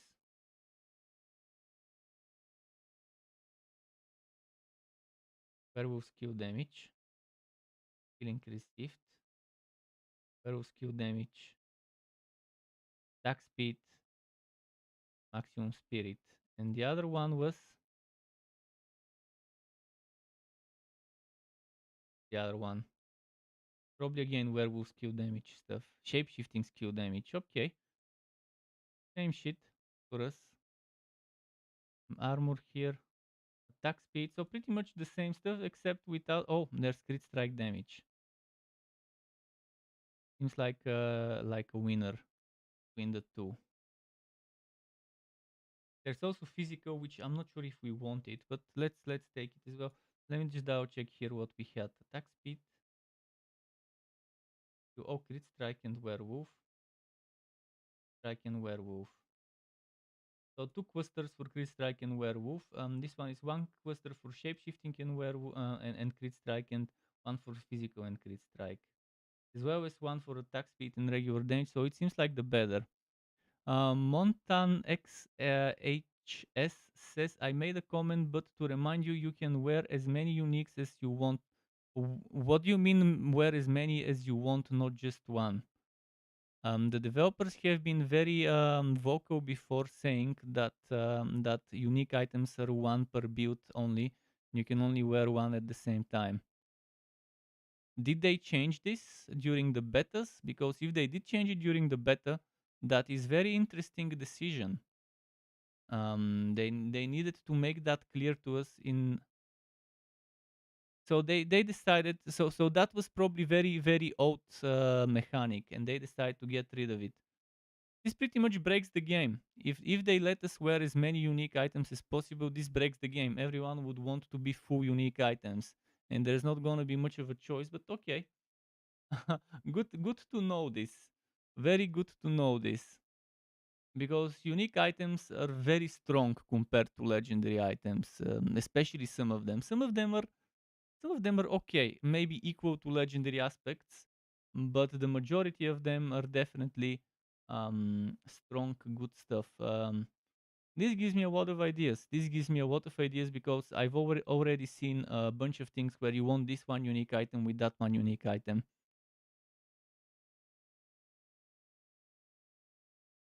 The mechanic was for mythic gear, which was scrapped. I remember them saying that there would have been some sort of extra rare items that you could wear one only. And then, as far as I remember, they just made unique items those ones. Back in the day when they first gave us those images, where was it? I have some old images of unique items, and that's from where I have this. Um, Quarter 4 2020. I think that might have been it. Quarter 4 2021. Maybe it's even earlier than that. December 2020. That's it. That's the first time they reviewed uniques. That's where I remember them mentioning this when they reviewed those items.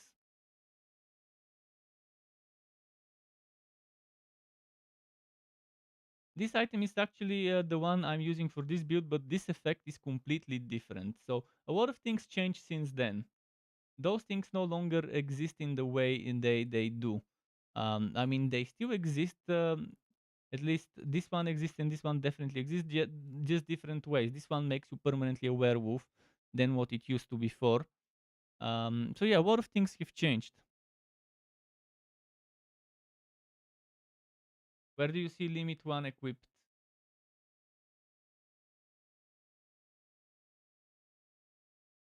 Well, how are you gonna equip two chests? I didn't even notice this text. You noticed this text, but how are you gonna equip two chests? You don't have two chest slots. You don't have two pants slots. Yeah, obviously you cannot wear two of the same ring unique. I understand that, but it doesn't need the limit 1 equipped on the non-ring items. In any case, that's good news. If you've played the beta yourself and you have a confirmation that you can wear more than one unique item, but I think it would be so much more fun if you can only wear one unique item than being able to combine multiple ones. We will be much more overpowered if we can wear multiple unique items, but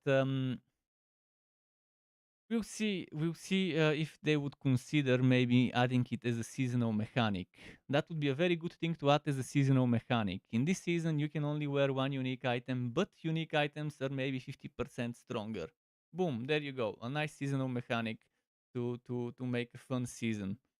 Kind of basic though. It reminds me of Diablo 2 boring seasonal mechanics that didn't seem as exciting as a season could be. But okay, let's finish what I was doing. I was deciding whether I use this board or that board, and this one is um, shapeshifting damage over here, crit damage and physical damage here, and attack speed and damage there. Three good clusters versus attack speed and spirit, werewolf damage and dex, I guess, and stuff, and then crit damage. And where I think inner beast is the better choice here. So copy, paste. Let's decide which way I want to approach it. I'm thinking of approaching from here, maybe. No, let's approach from there.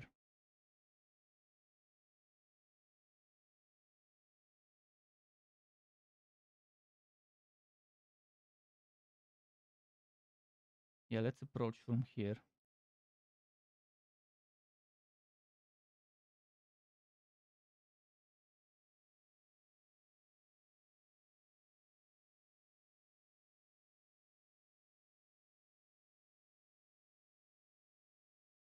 Man, there's too much strength here.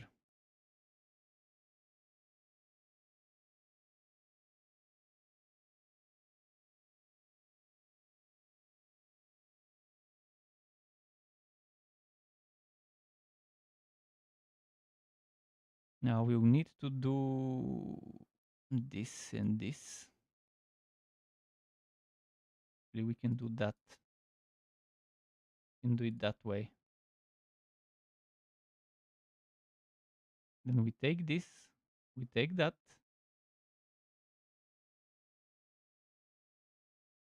Then we take this.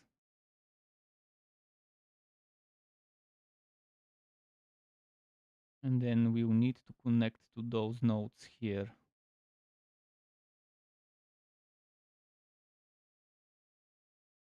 Now, how do I connect through this one? This is the only way to connect reasonably without wasting too much. Oh, over here we need to put, which one is this? One is Inner Beast. For Inner Beast, we are putting Guzwer or Dominate. Didn't I already put Guzwer somewhere? So Dominate goes here. This Guzwer I put in West for Carnage, was it?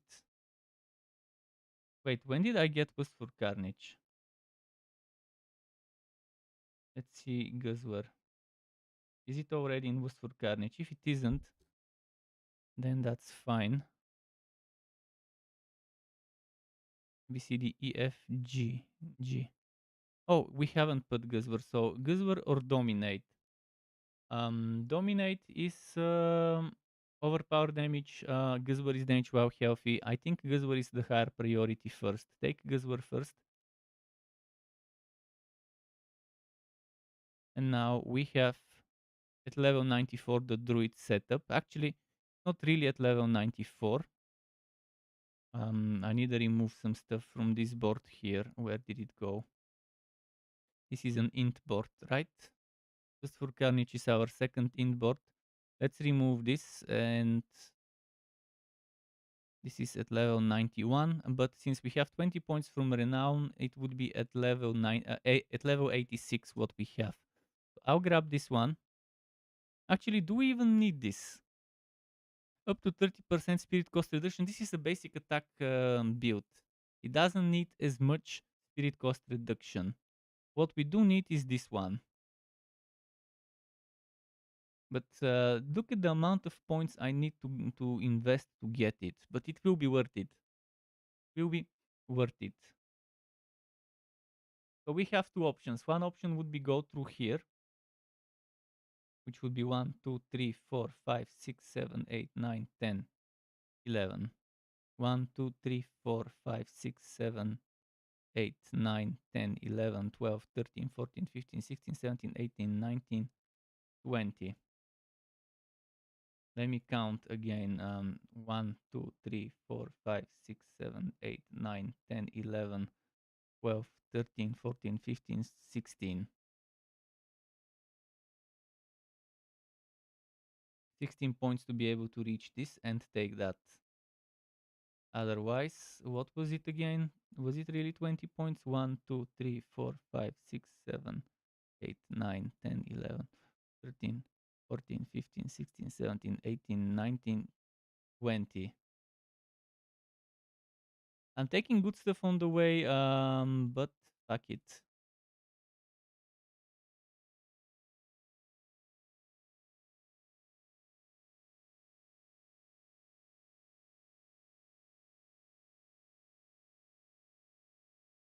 And now for the exit, we can either go down 1, 2, 3, 4, 5, 6 points, up 1, 2, 3, 4, 5, 6 points. I think I'm gonna go down.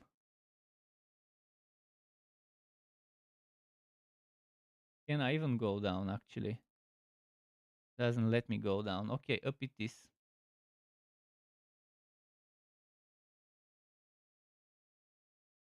Super Dex.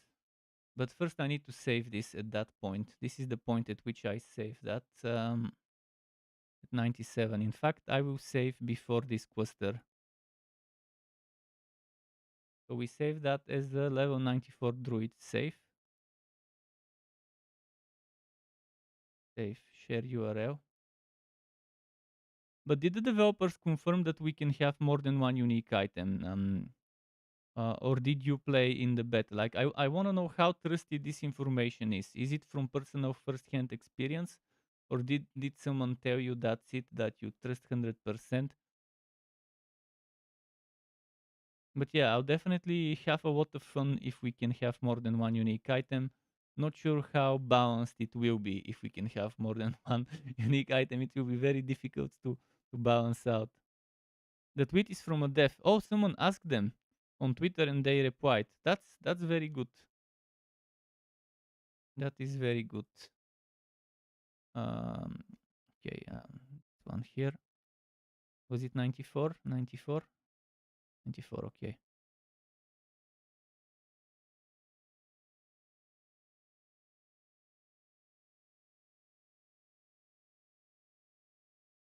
Shit, accidentally clicked on the copy to clipboard.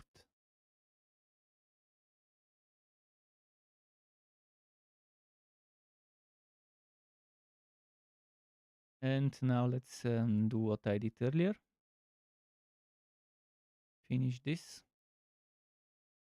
At the other remaining board, which was just for Carnage. Which was an intelligence board.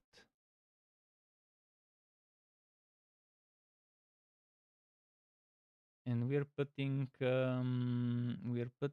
dominate here. We could put undaunted, but I'd rather put dominate.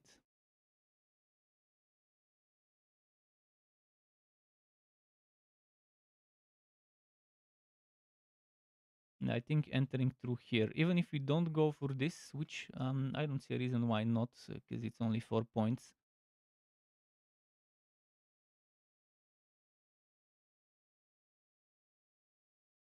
One, two, three, 4, 5, 6, 7, 8, 9, 10.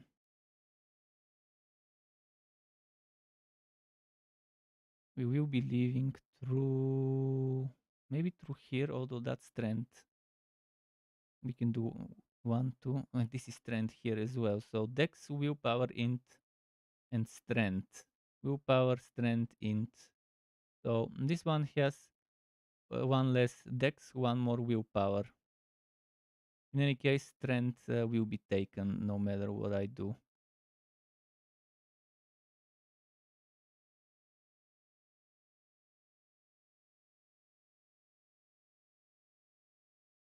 Now we need to connect here.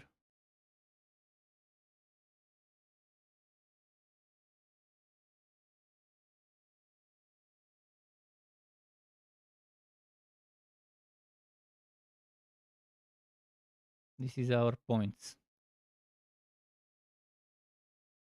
Alternatively, you can remove that physical damage.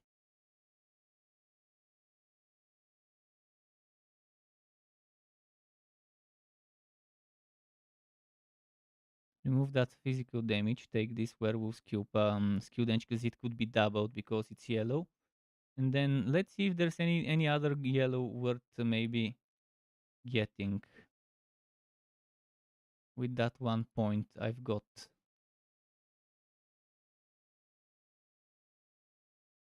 Or maybe something we can drop that is not as important.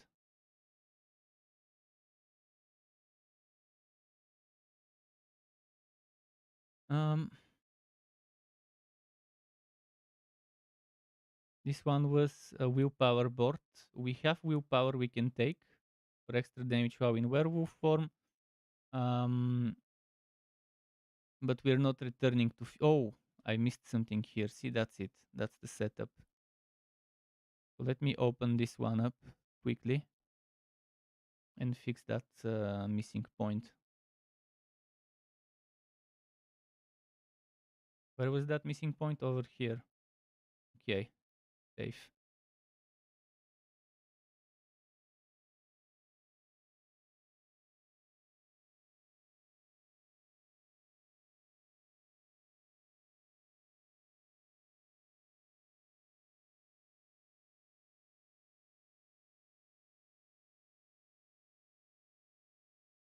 And now that we have this one, let's save that one too.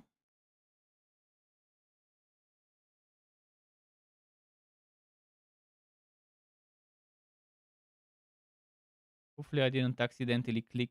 Sometimes when you move the board, you can accidentally click and it remains there and you don't notice it easily. Um, let's put this one here and save it.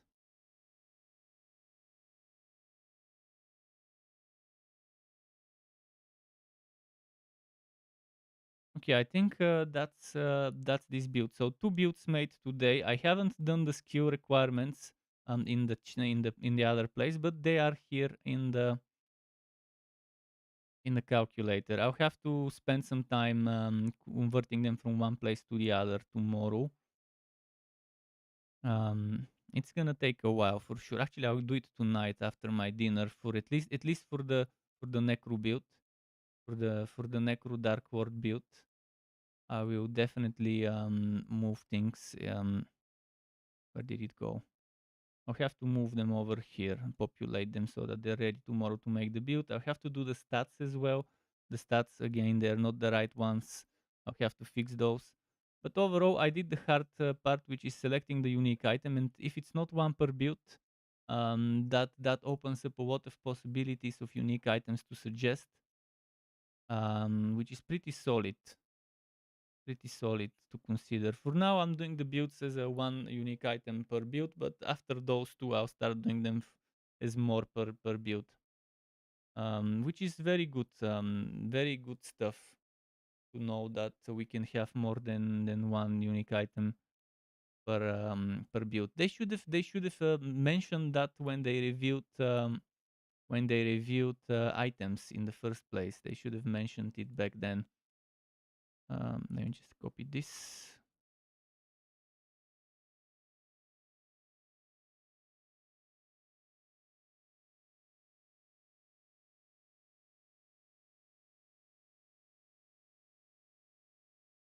But that's gonna be it. I think from me, it's 1 in the morning already, so I need to go have dinner.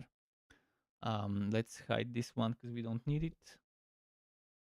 So thanks everyone for stopping by watching me Theorycraft those builds. You could expect the Necro one tomorrow, the Druid one the day after tomorrow, and then there will be the beta.